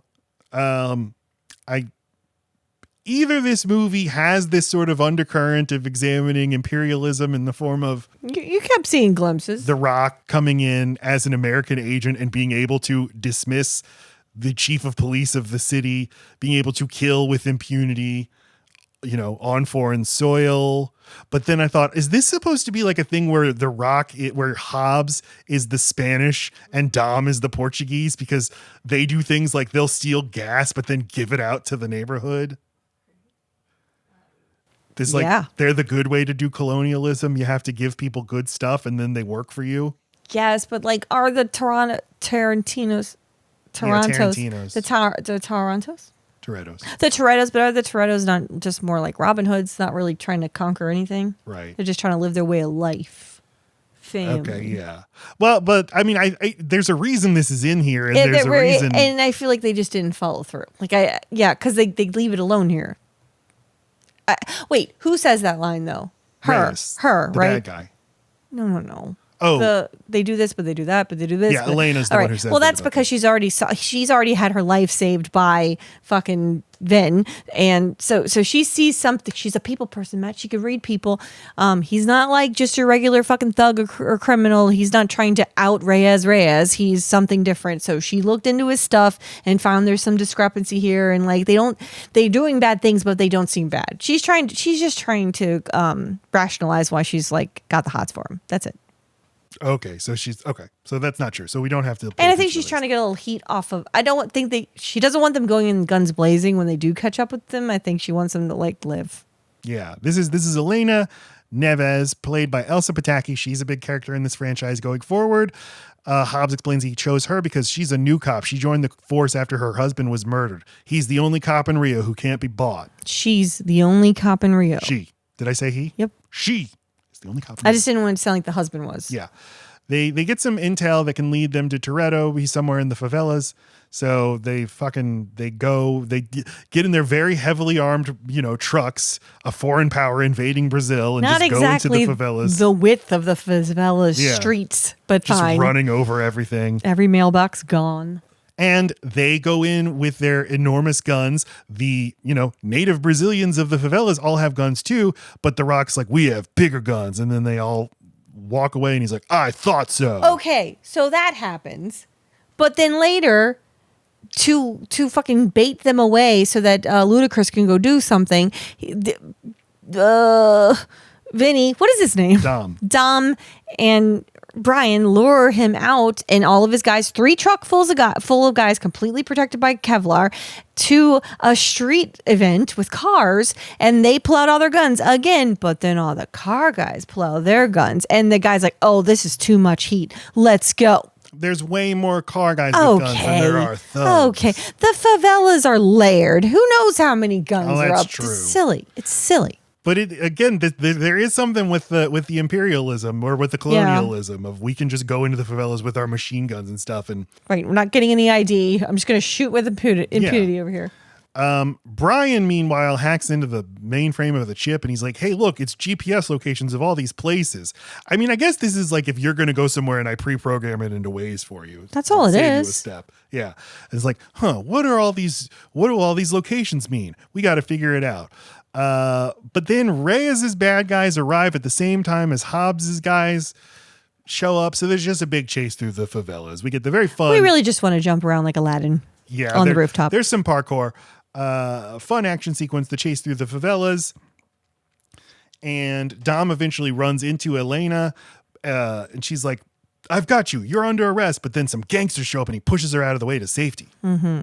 And then his very normal necklace falls off. His enormous cross. Here's his 6-inch radius diamond encrusted crucifix. And she makes the very normal decision to then herself start wearing it. Not okay, turn it but into we the don't crime know lab. that yet. We don't know that yet. We just, because she wants to signal to him like, hey, what's going on with you? What's up with you? Do you like my lady's necklace? Do you like that I know that this is another lady's necklace? This thing bigger than my left tit? That this is definitely something I wear to mass on Saturdays? Huh? Fucking weird ass wardrobe choice. Do you like the favela chase? Sure. I feel like I've seen a version of this a million times. All right. It's fine. I mean, I don't mind it. I'm not a huge action sequence person. I do like the vault. I like stuff I haven't seen. This is fine.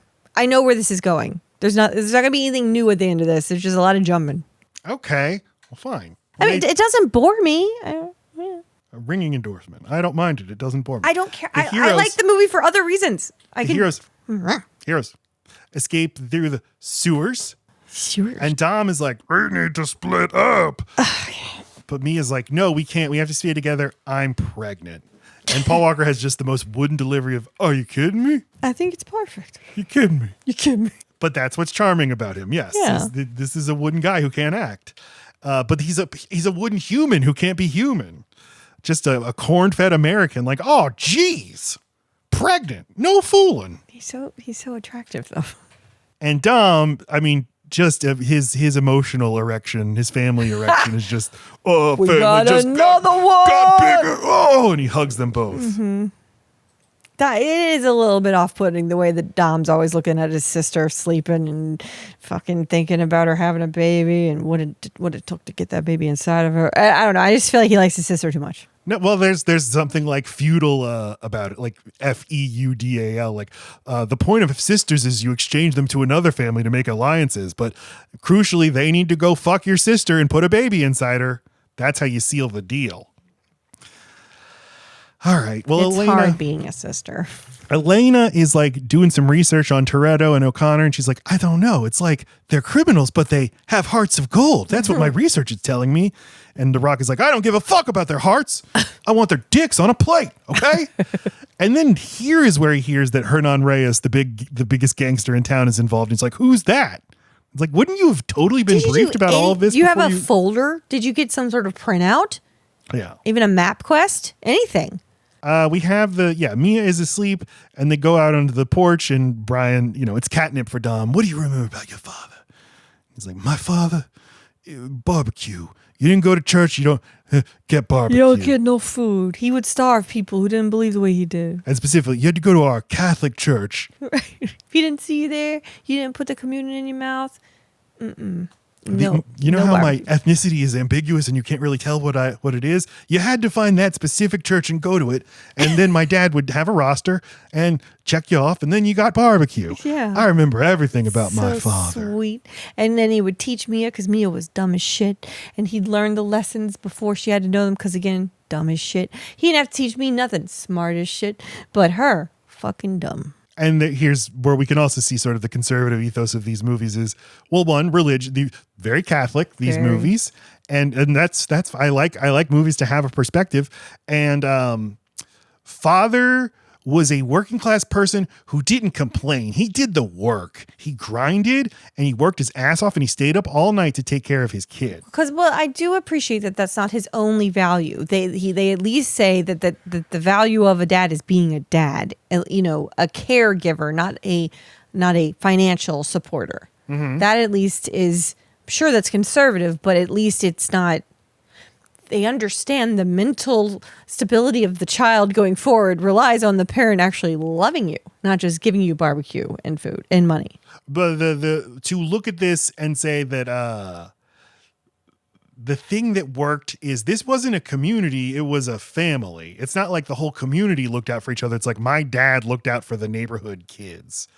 So there is something kind of like family values conservative about that versus, something that was more community oriented. We all played our role in this bigger community. There's nothing about a community. It's all just my individual family unit. I feel like it's kind of implied, but all right. This is where Brian's like, you know what? I need to have a cookout with my kids. No. So we can't keep running Dom. No, Brian's like, that's the thing. I don't remember anything about my dad. Nothing. The way he looked, the way he smelled, the way he voted, nothing. And then Dom is like, you're not gonna be nothing like your father. And that's it. That's it. That's all that happens. We gotta stop running. He does that part. We got to stop running. One last big Well, here's what we'll do. score. One last job. Where maybe both of you die. We're going to steal all of Reyes's money, every last dime of it. We're going to disappear forever. And Paul Walker's like, new lives, new passports. We're going to just disappear. You realize we're going to go up against the most powerful man in Rio. We're going to need a team. Dun, dun, dun. So here's what we're going to need. We're going to need a chameleon, someone who can blend in anywhere. I know the guy. I haven't seen any chameleoning. Yeah, that's Han Sung Kang. Okay. We need a fast talker, someone who can bullshit their way out of anything. That's Roman Tyrese Gibson. We're going to need someone who's good with circuits. That's Taj Ludacris. We're going to need guys who could punch through walls. That's Leo and Santos. That's people with fucking drills and hammers? Yeah. Got him. Sure. Got him. Utilities and weapons. Someone who ain't afraid to throw down. Someone to back up every position. That's Giselle Gal Gadot. For some fucking reason. And she fucking stinks. She's no good in this movie. She does nothing. And she's way too... Well, never mind. I mean, I guess the only thing she's ever been good in is Wonder Woman, and that's because she doesn't have to talk that much. She's good at action. I at believe her action. in the car. I'm supposed to be blown away at her in her bikini. I'm not. Yeah, what's funny about this movie is the sort of haphazard way this series evolved, where each one was kind of a reboot unto itself. Is this the movie that's like, oh, everybody likes those movies, we'll just put them all together. So this is kind of an Avengers, Right. a year before the actual Avengers movie came out, of a crossover. Everybody's together. And from here on out, this will be the team. They'll all be together all the time. And we'll kind of retcon it to seem like we were always all together all the time. Even though this is where Dominic Toretto meets Roman and Taj. They act like in the next movies like they grew up together. You only need one big score, and then you're That's true. That's your true. bread brothers. They all arrive in the factory or wherever it is, and they're like, I don't "Ooh." know where they're sleeping. No, I don't. Because the sister only has a chair. So where the fuck are these guys sleeping? I don't know. In the cars. They have a lot of cars, Matt. They can sit in the back. They can sleep in the back seats. I don't know, but also like he gave them all the address to this place. What is this place? How did they get this place? Warehouse / Brazil. Favela. So they see the sexy lady of Gal Gadot, and they're like, "Hey, sexy ladies, baby girl, Open them up. what time do they open?" And she fucking pulls out a gun immediately, like he's a Palestinian child. Okay. Same as I pulled these 3 girls. Okay.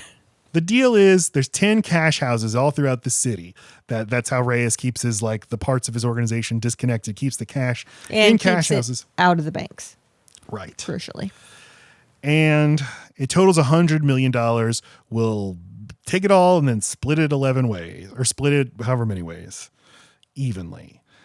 But the problem is, as soon as they rob one of the safe houses, Reyes is gonna consolidate, or he's gonna move the money around. He's like, okay, yeah, we're counting on this. They're gonna consolidate it. So first they go to the first cash house, and instead of fucking stealing the money, they light it on fire like the damn Joker. Right. Which then begs the question, so did everyone's cut just go down? Or Right. Did we factor this in? I know. Okay. You tell your boss exactly who did this. Tell them more is coming. Why not take all of it and then get a stogie and then get $100 bill and light it on fire like the stogie and be like, tell them what I did here. I'm going to take the rest. And I'm going to do it to the rest, I promise. One stogie at a time. I'll send you video proof. See Shutterstock image over a video of cash burning. Okay. But okay, now they're all just in different locations, making sure that someone leaves a cash house where they're assuming they're making the move. They saw a couple duffel bags. Sure enough, Reyes is moving all of his cash to wherever it is that he keeps all of the cash. So you're telling me that vault was empty before all these guys started moving it in? Yeah. Where does that cash go? Is it constantly going back out? So like, really, how much was in there? And how big's this fucking vault? And where you... So they all have different methods. For Sexy Lady on bike, she just stays on her bike with binoculars, just 4 feet away from the fucking cash house. They're on the move. And they're on the move. Okay. And then you've got people who are 2 cars back in a van. They do it that way. Then you got one guy who's just mouthful of food at a diner, sort of looking up, but he does it that way. And then there's another guy, for some reason, that's 3 stories up in the air with binoculars. That's how he espionages. They all do it the same way. But once they realize, I count 9 places on the move, they all assemble on a random car park garage roof. Watching the police station. It's a great idea. It really is smart. We have to do a heist of the police station. Also not the first time I've seen that. Really? Sure. Where else? The Martin Lawrence movie. Something Blue. Blue Streak? Yeah. Is a police station in that movie? All right. I actually watched that movie a lot when I was a kid. It was an early DVD of ours. Elliot loved it. I'm almost positive that's what happens. I don't remember that, but okay. I'll trust you. You have an impeccable memory. Don't trust me. And Brian, hands in his pockets is like, this just got a lot harder. Okay. Well. And Tyrese has that. They just, for some reason, this line always it drives me crazy. He goes, this just went from Mission Impossible to Mission and freaking Sanity. Right. Because he's the guy that can talk himself into anything. That's all you got, Tyrese? You have 4 lines in this movie. Mission and freaking Sanity. You could have thought of something else. Yeah. Just maybe workshop that. But again, it's like, I don't know. Something about, I'm not a clever man. I don't know. Okay. Wait, Brian said it or Tyrese said it? Tyrese says it. Yeah, Tyrese is a clever man.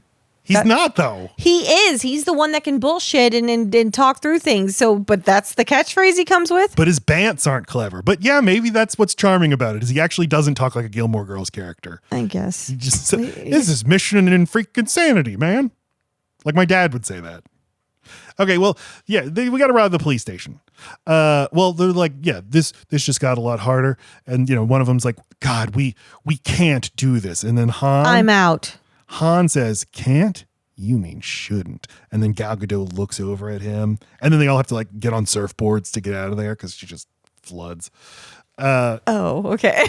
She just gets so horny for him at that moment. Yeah, correct their English. They all say a bunch of things, and then Dom is just like, don't change a thing. Because what's frustrating about this, though I don't know how else you would do it, but to make him seem clever, because for some reason these movies are bolstered by him having a plan, him being this mastermind, and him being just like this stoic, fucking patriarch. What am I trying to say?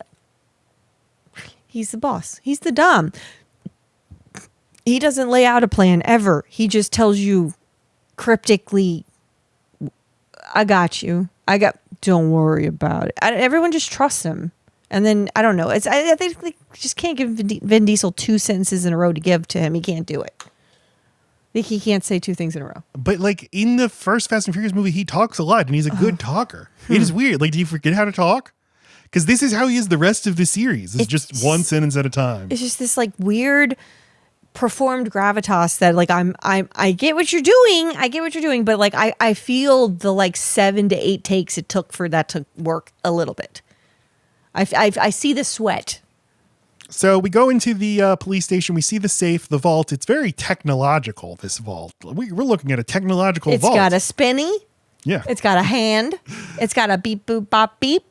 It's got layers. And it's fireproof. Reyes puts a John Wick hit out on Brian Toretto and Dominic Toretto and Brian O'Connor. So yeah, the heat has never been hotter. It's so hot. And they're like, all right, well, we need some intel. So they send Roman in on a reconnaissance mission, disguised as an FBI agent. And he just, his job is just get this box in there. This box that has a remote control car with a camera on it. And it works. and they pilot the remote control car to get a look at the vault. And they're like, okay, I can tell what kind of vault that is. How do you know all about vaults? I thought you were a circuit man. I had a life before you. Oh, okay. Okay, Ludacris. I thought you were a rapper. Before that. So they're going to need a duplicate vault to practice with. No problem. No problem. What happens to the remote control car, though?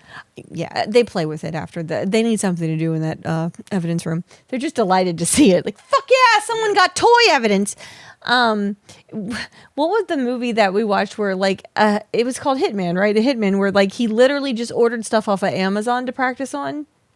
That was Hitman. the not David Not Fincher Hitman. movie. Yeah, but it's about a hitman who fucks up. Yeah, the killer. The killer, right? And I appreciated that. Like, he literally just looked up a fucking security thing on the outside of a door. He got one delivered to him, and then he like practiced on it. I'm like, yeah, okay. And Hitman was another Netflix movie with Glenn Powell, directed by Richard Linklater. But they're both kind of movies about. The Killer was a movie about you think you're watching the best hitman in the world, but then you realize, wait, he's not that good at it. He sucks. He keeps fucking up. He fucks up his first and only hit. And then the movie Hitman is like, the whole idea of a hitman doesn't exist. I play a fake hitman. That's my point. Well, he fixes it. He fixes all of it. He just makes mistakes. They're not infallible. What are you talking about? No, you need to watch that movie again. I guess so. Dom keeps giving out his instruction, or, everyone else will talk, and then Dom will just be like, I think the movie's like, oh shit, this is a car movie. We need to put car stuff in here. So we'll make a track. In the warehouse you're in?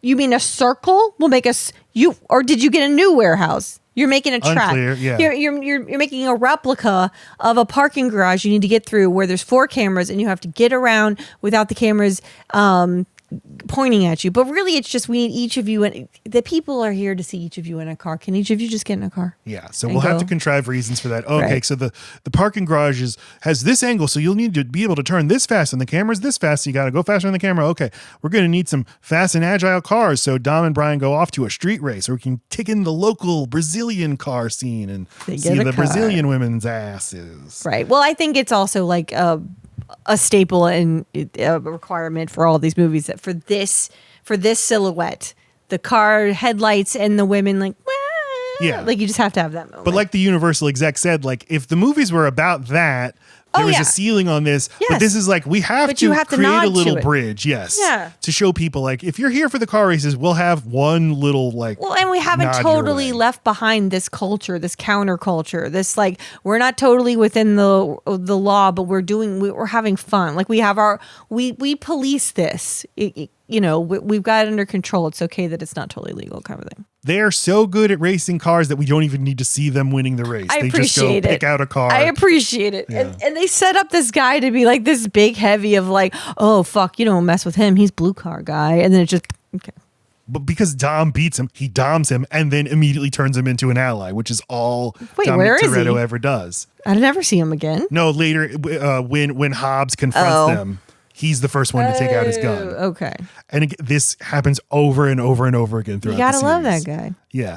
And sometimes Dom will beat you in a race and then be like, I don't want your car after all. Oh, that's nice. But- Catch and release. But because he's the Portuguese, I'm going to call in a favor with you later. Now I own your ass. Smart. All right. Well, to open the safe, you Thank need you for Reyes's both handprint. Matt, thank you for both a front and back view of her in the bikini. I needed this.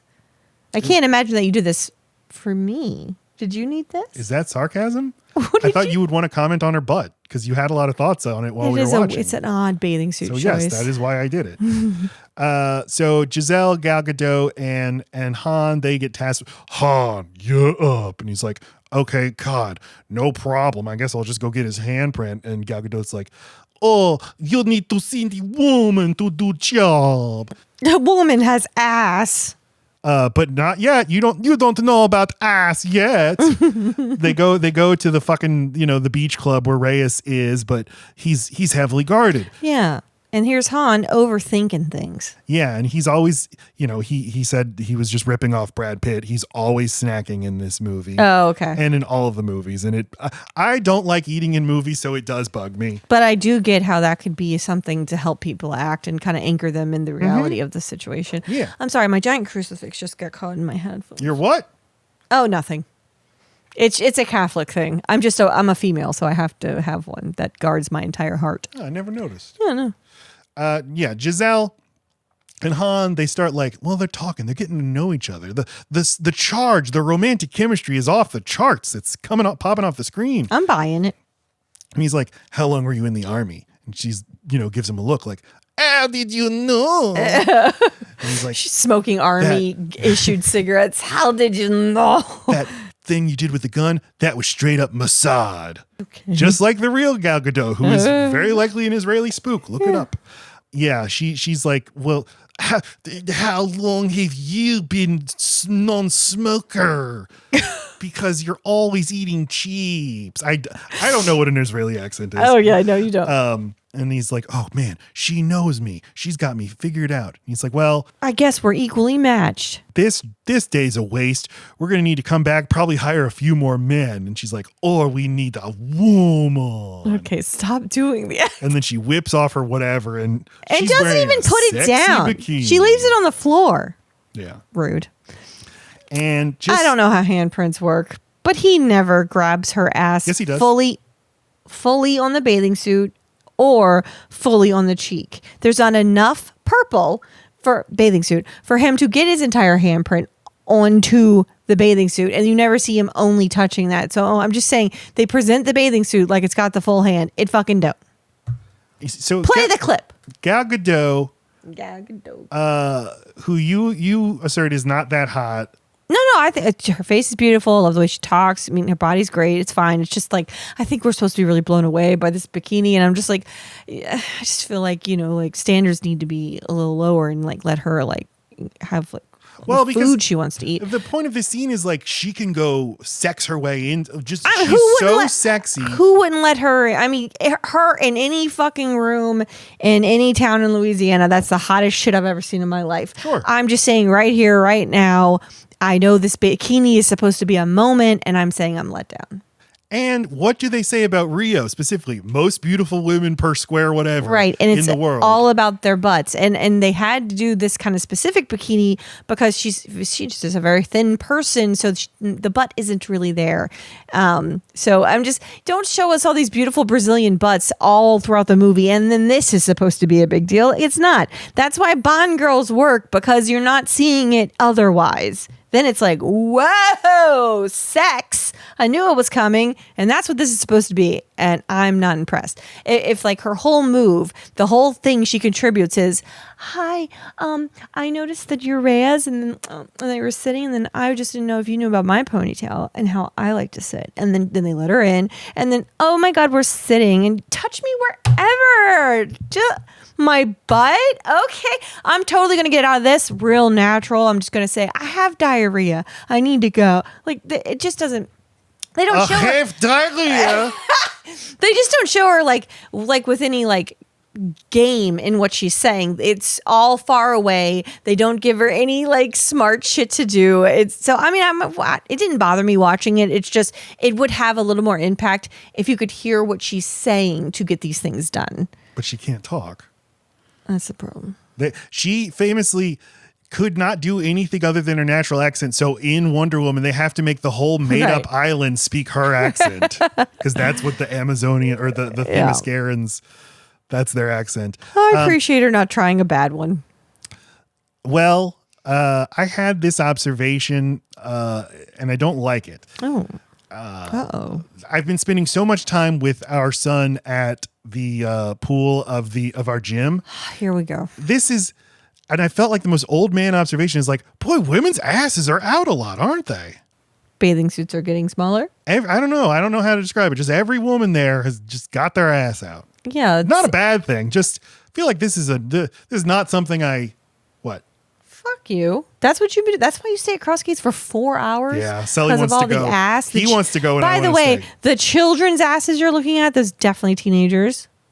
No, of mothers' asses. It's the cut. It is the thing to go in the butt, cross the cheeks, so that you have these like okay, yes, under you're cheeks. seeing cheeks. Cheeks is the thing yes. I feel like I wasn't seeing back in the day. Yeah, well, there they are. To be clear, I said it's not a bad thing because I'm not some prude like you. I think everyone should have their butts out all the time if they The want problem is, anytime I wear a bathing suit, I'm around my other family, so it feels like the wrong time. If it were just you, I'd have cheeks. In fact, the next time I'll just shove it right up my crack. That way it. Thank you. I don't know if I'm cheek age anymore. Yeah, you are. You're never not cheek. You're saying you're seeing cheeks at the athletic club with cellulite on the thighs below.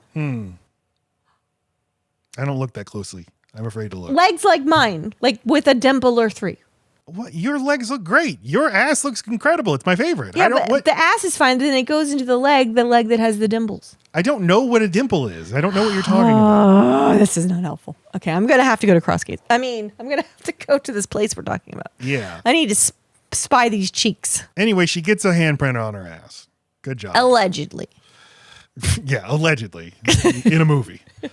So our team, they're like, fucking Hobbs. Hobbs knows who we are. He knows that you're Dominic Toretto. We need to get some breathing room. Okay, so I guess. So Hobbs, we got to pull him out somewhere. That way we can do a thing. Okay, we need to get fresh air. So they go back to the, yes? Is he on a milk crate? Oh, because we looked this up and Vin Rames, God damn it. Vin Diesel is 6 foot and The Rock is 6'4", and I give you a half-inch difference here. Is he on tippies? Yes, he's on tippies. He's This is Humphrey, come at me, bro. Yeah, Humphrey Bogart standing on the beer chest to be level with Ingrid Bergman, who is much taller than him. I mean, okay. You're in my turf now. They go to the street race, and then Hobbs and his team arrive in full tactical gear. Hey, Toretto, you're under arrest. I don't feel like I'm under arrest. Hey, Paul Walker, you feel under arrest? No. I don't. I do Not not. even a little bit. You know what? I don't. And he says, Hobbs says, just give it a minute. It'll sink in. That's a funny line. It is, yes. I like that one. Dom clocks that Elena is wearing his cross chain. I don't know how he notices it. It's only 8 feet tall. And later she's shown wearing the exact same one but on a normal chain where it's like right resting on her boobs, where for this, she's got it as like a scarf or like a mock turtleneck. It's just, I want him to see it. It's like a bat signal. Like, No, hey, no, she had I know you're a good guy. Huh? You're going to come to my apartment later? No, I know. It naturally goes like way down, but she's like, oh, better. Yeah, right. I'm just Yank going that to up. give it a yank. Just in case Dom I think sees. Dom's going to be at the street race. I'm just going to wear it high. All right, so the feds pull out their guns, but then Dom is like, you're forgetting one thing. You're not in America. This is Brazil. Brazil! And here's what Brazil is, guys. It's everyone having guns. a gun. It's guns. What the fuck? And so Vin and The Rock square off, but The Rock leaves, but not before saying, I'll be seeing you soon, boy. But do you think they had like a real quick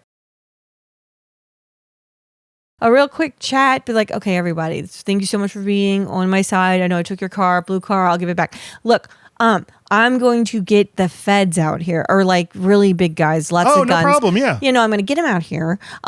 This could go two ways, but basically when I say Brazil, all of you, if you could point your firearms. Oh, also this At them. specific fed, he's killed like 38 Brazilians already. Already seen it. Now, it is a little different in that these are clearly civilians, but then you kind of complicate things with the fact that they now have guns pointed at agents. So, I mean, this is just... When Dominic Toretto asks you for a favor, you give it to him. I mean, that's fine, but I love that we have not brought this up, and maybe it's stupid, but I don't understand this sidekick that is an officer, the second in command to The Rock. You like tubularly talks like this, but he's a cop, so he's only ever saying like official. Okay, so then I run down the thing, and then I've got the paperwork. But he's got black short hair. It is a weird mishmash man. I cannot clock where he's from. Anyway, he says, boss, this is just too much heat. So they leave. Boss, this is just like too much heat. Is it just me, or is it like wasabi hot in here? Like it's like we find out devil's flower. Tash has put a tracker on Hobbs's car. Got him. So Elena. All of that was worth it. Yeah.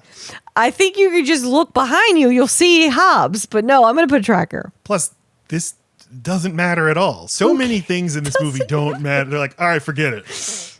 Elena goes to her home, And then what do you know Dom is in her domicile, and he pins her up against the wall and then yanks the chain off of her. But as I pointed out to you, this is 35 times sexier than anything The Rock has ever It's done. hot. And the way it's lit is good too, Yeah. because they know it's hot. And like, she's got chemistry, and he's probably right before this take was like, guys, she's so fucking beautiful, right? She's the most beautiful Have you woman. seen her? So beautiful. Not since craft services have I seen a woman as beautiful as you. Because you're still real beautiful. You're so beautiful.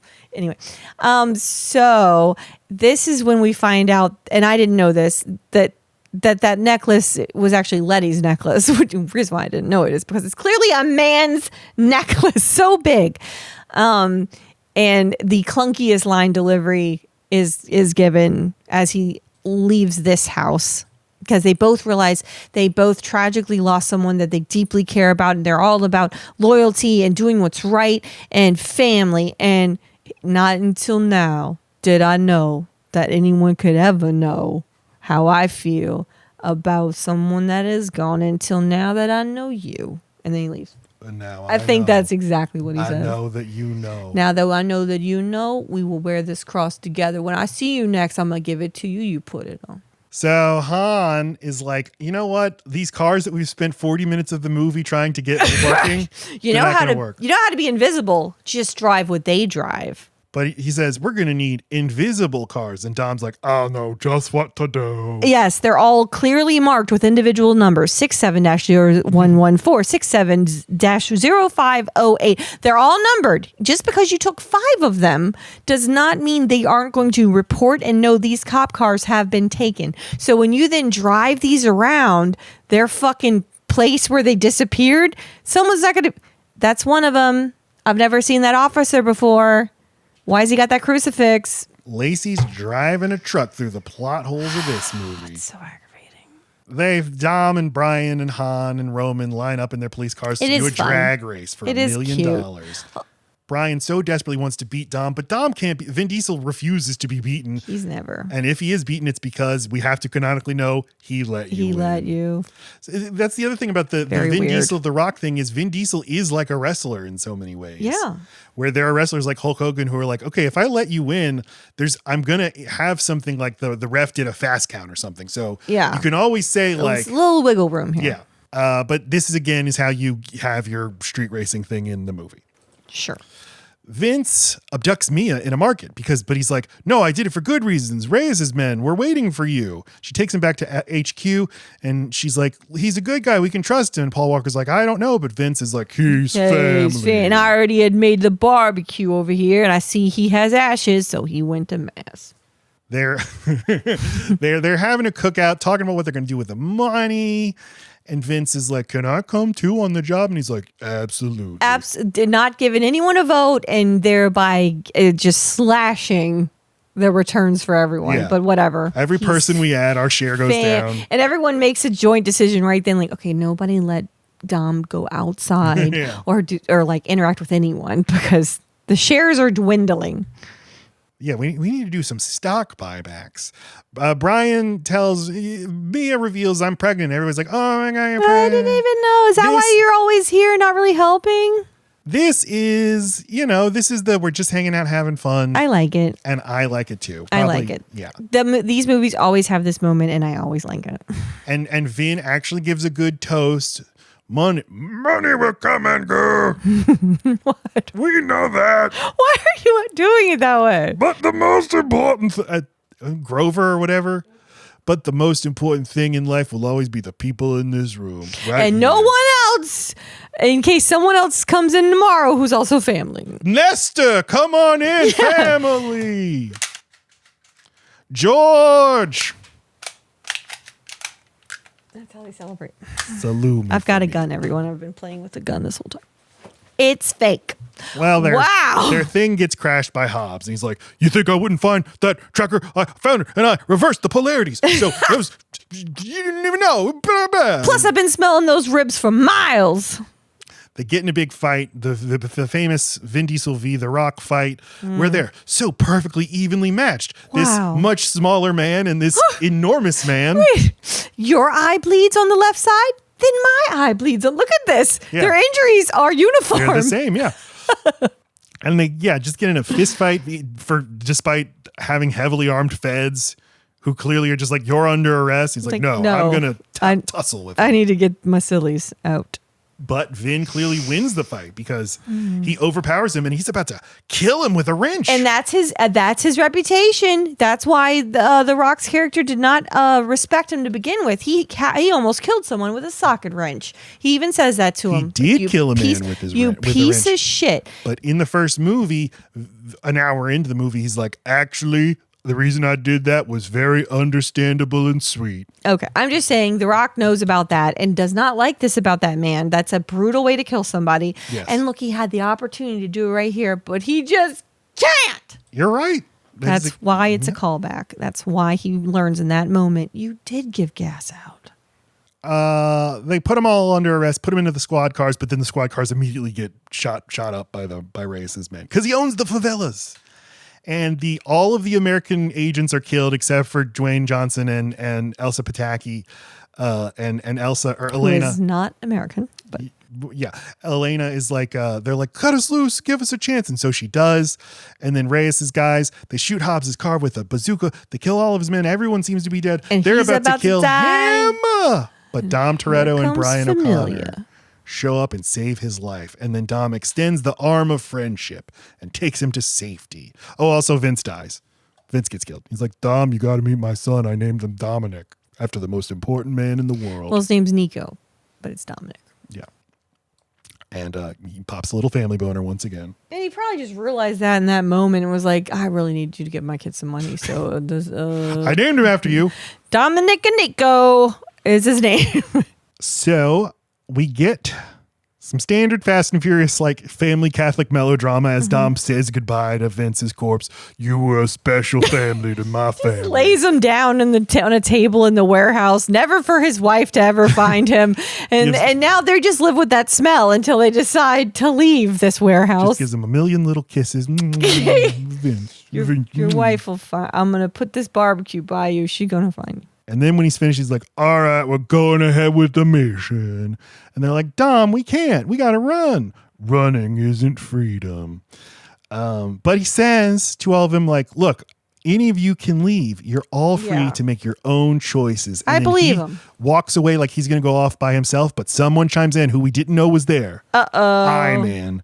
I'll ride with you, Toretto. At least until we kill the Reyes guys, then I might flip. It's The Rock. It's the rundown. We don't know alliances, really. It's very good. I like it. I'm moved. But where is The Rock during all this? Is he in the safe? Is he in the safe? I'm just kidding. Where is he? I can't remember. I know because it's so much about Dom and Brian's driving that I get lost as to where everybody else is. Oh, well, so it's time for the vault heist. Hobbs and Elena ram their big giant truck Hummer into the police station so that Dom and Brian can just pull the safe out. It's all that stealth thing we've been planning for an hour and a half. Forget it. We're just going to punch our way in. They really do throw away a lot of big things. But you know what? It's realistic. You go down one path just to realize you could save a lot of money doing it the other way. And I think a thing, I've been trying to find a way to like synthesize this idea. I'm kind of getting sick of movies and TV shows, just stories about somebody who is a brilliant mastermind and we just watch their plan go off. That's why I liked the Killer. Yeah. Because it is a stereotype and it gets boring. Mm-hmm. I mean, you can still be a precision person. Someone's very regimented, very good at what they do, but that still doesn't exist. A person who doesn't make mistakes, even when you are situated like that. So to show a person have that mistake, and then the rest of the movie is about how you use your very big intelligence and skills, and it's part of the point is you're a problem solver. That's what makes a good worker, good anything. Is okay. This didn't go as planned. Now I fix it. So I think that's interesting. Not even anything to fix. This is one of the reasons I don't like the Saw movies. Like the most recent Saw movie, he gets like waterboarded with blood, but then it turns out that was also part of his plan. Like he sees every single move. That's okay. It's boring. Okay. Right. But yeah, they attach the safe two tow cables. So they're pulling it out with one. So that's what The Rock did. He used his big giant equipment to open up the because thing. he's a part of this military apparatus. Yes. And yeah, he used. How's he going to explain this? We don't know. It doesn't. We don't know.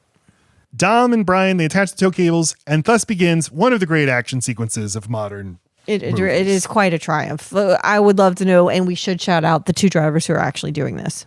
Shout out to those drivers. Oh, yeah, heaven forbid you fucking Google something. All right. Just put it in the show notes. It is Okay. amazing.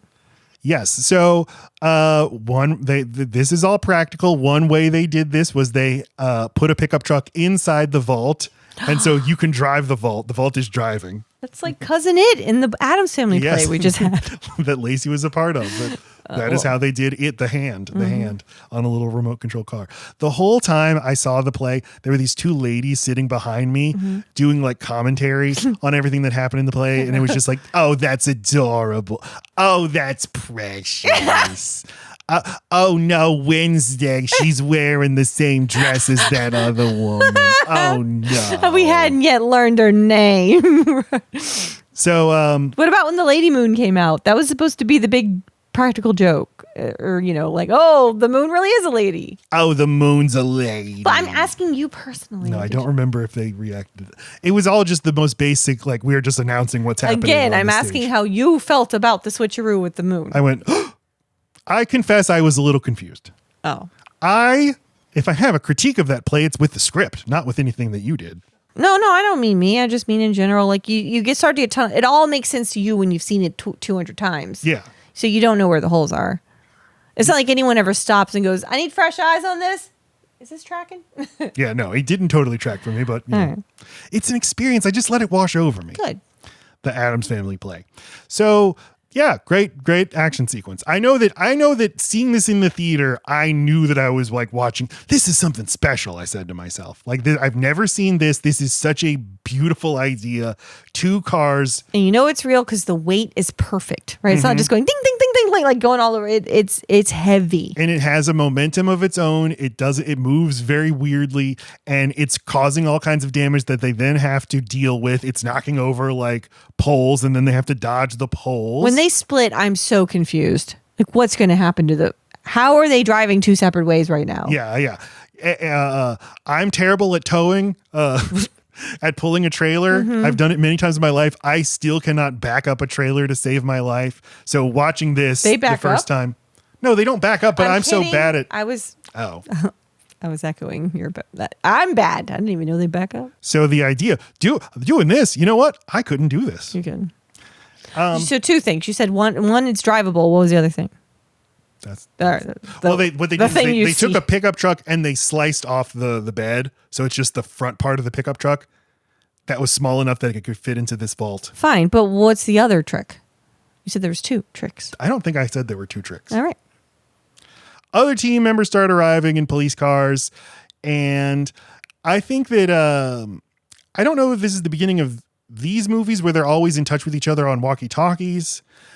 I definitely prefer that to the MCU where everybody's in perfect seamless communication due to these in-ear things where they can just talk to each other. This is a pet peeve of mine. I don't like that everybody can always talk to each other in movies. You don't how do you feel about that? Well, you don't like to talk to people. Oh yeah, maybe that's why. Part of it. Everything I ever criticize in a movie, you always say that's because you don't like it. Okay, in real but life. Matt, when you have to do a job, you do not want anyone over your shoulder. You don't want anyone commenting because like you have a plan, even if it's not clear while you're doing it. So I can only imagine it would be something very much not your style if you were doing something very stressful while someone's like able to comment on it the whole time. And you're saying And to that check when I'm in on watching you. Avengers Endgame and all the characters can talk to each other seamlessly, the reason I don't like it is because I wouldn't want them talking to me if I was fighting. Okay, you're right. Okay, thanks. You're welcome. They're causing all kinds of death and destruction. It was bothering Laci. It never bothered me, but Mia does say, like, guys, there's like 1,000 crooked cops following you right now. Kill them all. They get onto a bridge. Boy, do they kill him. They're being chased Horrifically. close behind by all of Reyes' crooked cops. They're not going to be able to escape. So Dom, who never tells any of his family members anything, he's like, guess what? I had a super secret plan. Into the line. I detach you now, and you speed off by yourself because you're a family now. And then Dom turns around and just, ejects the vault at all the bad guys, and it's awesome. What And if the vault had gone in the water and taken Brian with it? Just say. that'd be quite the bungle. But Now it's treasure. he sends the car hurtling toward Reyes' car. He jumps out of his own car. Reyes' guy, though, isn't dead. He's about to kill Dom, but oh no, Brian is still there. Brian called an audible, had to make a call, and kills him. And then Hobbs arrives, and then Reyes stumbles out of his car onto the ground and says to the Rock, "Help me!" And the Rock just shoots him. I love that it's not. I love any non-ceremonial death of the big bad because Yep. Reyes is never really the big bad. He's hardly a presence. Like Right. it's just like he'll do whatever. It just means he's got an army. Also, not what you're supposed to do if you're a federal agent. Just execute the guy right Well, there. Wouldn't it be good to take him into custody? See what we could learn. He broke bad. And I don't know. I think, sorry, I wanted to make sure I make the point that the thing that is interesting and captivating about Vin Diesel is that there is just a sprinkling of Christopher Walken in his performance is so, there's such an affect to it. There's such a style that it becomes an impression of itself sometimes. And I think that's why it's so hard to get it just right. And so when Christopher Walken is dialed back, it's like some of the best Walken. But when he's dialed to 100, that's some of the best. But there's some middle ground where he's not all in or all out enough, where it's like, okay, I don't know if that worked. And I think that's true for Vin Diesel. Yeah, when you said that, it's kind of like, yeah, there is a quality that is a little strange, a little off-putting, a little creepy, Right. and yet it works. And Yet they're still warm. I want to hug Christopher Walken. And I want to hug Vin Diesel. I want to hug him, Very sensually. One of our most sensual actors. I guess. That's for my team, you son of a bitch. And then he tells the two guys, he's like, I can't let you go. I ain't made that way. The way I see it, you've earned yourself 24 hours. The money stays, though. You can't have the money. The way I see it, you earned yourself a fast 6. But this is an echo of what Brian does for Dom at the end of the first movie when he reveals he's a cop, but he lets him go. And the Rock is so great here. He's like, Toretto, I'll see you soon. Mm-hmm. And Vin Diesel, this is his best line in the movie. He smirks and he goes, no, you won't. See? And that's the way his voice sounds good. It's when you give him too much. But guys, guess what? They secretly switched the vaults. Uh-oh. And we get the flashback that's like, here's what you didn't see 3 minutes ago. Which I always like those. This is very Ocean's 11. Yes. And I love Oceans. The Rock opens up the vault, sees that there's nothing in it but plastic, but he just laughs. That's all he can do. And Elena, looking like the most gorgeous person who's ever lived in the bridge light, and I guess second to Lacey Roth. This plus the asses at the goddamn place you've been going swimming. I'm finding it a lot. Yeah. Finding it a lot. Just like, it's just, has there ever been a more perfect day? I'm going to go find that man because he's rich and I like it. Ludacris hacks into the mainframe of the safe. He gets in. Wow, look at all this cash. And we get a montage of them living the good life. Finally ending with Dom visiting his brother-in-law and his enormously pregnant wife who are just walking around on the beach in wedded bliss. Oh, yeah. We're doing the thing. Vin shows up. Now he's dating Elena, and Elena and Mia have to go sit on the beach and talk about woman stuff, and Dom and Brian sit back and talk about man stuff like fast cars. And he's like, I want a rematch, Dom. And he's like, you think you can handle the fast? And that's how the movie ends with them going to race each other. Yay. I didn't do it on Letterboxd. Sorry. I think I'd give it a 4. 3.5 to 4. What we'll find out now.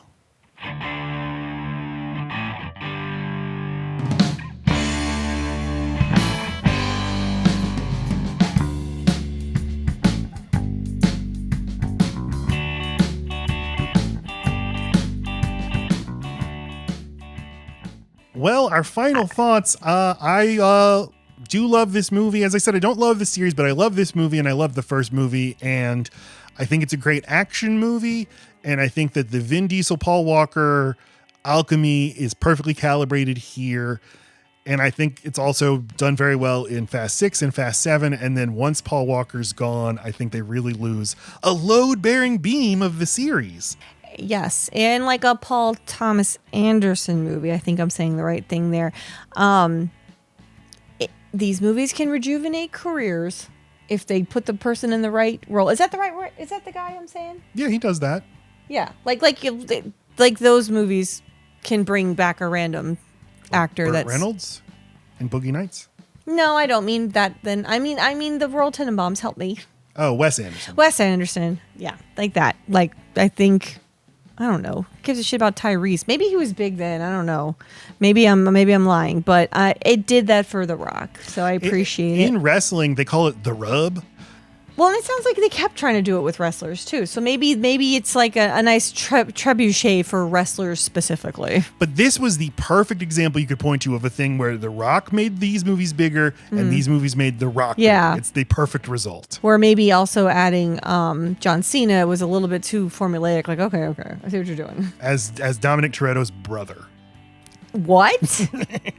Two people have never looked so alike. Who's obsessively always talking about family and has never once mentioned, I also have a brother. I give this 4.5 stars for being a terrific action movie.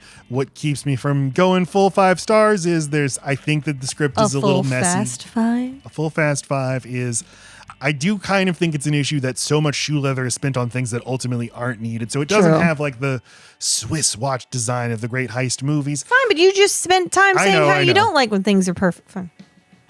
Well, but they don't address the imperfection. They just like pretend it all worked out. Like there's a difference. There's a difference in it going wrong and then going, okay, let's shift. Yeah, never mind that you've been running on a treadmill. But right. Yeah, everything's good. I think that I do like these guys. I like Tyrese. I like Ludacris. I like Jordana Brewster.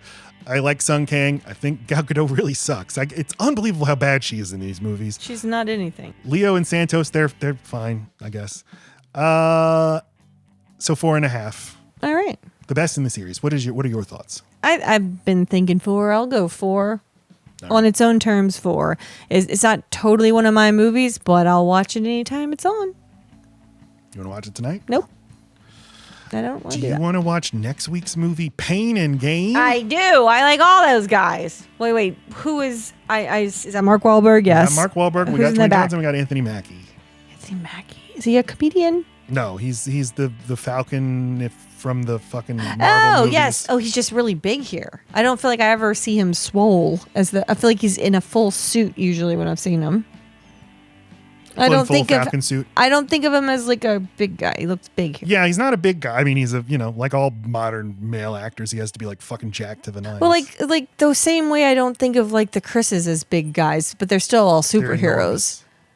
But I know, but The Rock is looking. There's a physique, and it's not that. Yep. So this will be the first Michael Bay movie we've ever covered on the show. For good reason. This is usually called The Rock's best performance. This is him going full, like, just cocaine maniac. Ooh. And I can't wait to talk about it and do my Mark Wahlberg impression. I'll do a Mackie. I'll figure it out. I'm the Falcon. No, I'll figure it out. Please tell a friend about this podcast and tell yourself. Go back into the archives. Find a movie. Think of a movie that you like. We've covered so many movies. You can go to loadbearingbeams.com/letterboxd. No, wait. loadbearingbeams.com/movies. That'll redirect you to our letterbox list of every movie we've ever covered. Give us a comment on one of our social medias of a movie you'd like us to cover, and then we will give you a shout out. Oh, that's true. And what? Just go with it like it's a thing. Why are you going to be like, oh, what a good idea?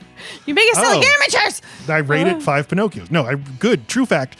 Go to loadbearingbeams.com anyway. I never promote it, but it is a website, and a lot of the episodes have transcripts, so I don't... It's a very organized website, actually. Yeah. Yes.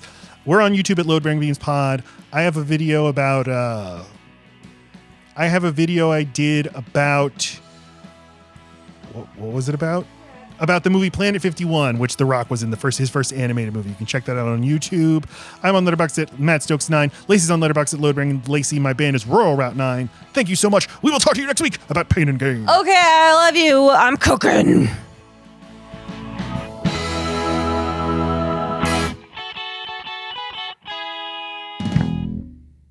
Three, four.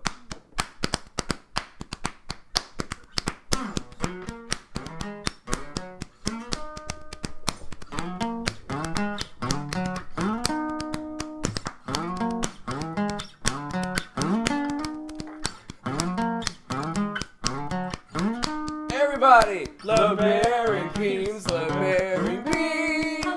Love bearing beams, love bearing beams. Love bearing beams, love bearing beams. Spider-Man. Love bearing beams, love bearing beams. Love bearing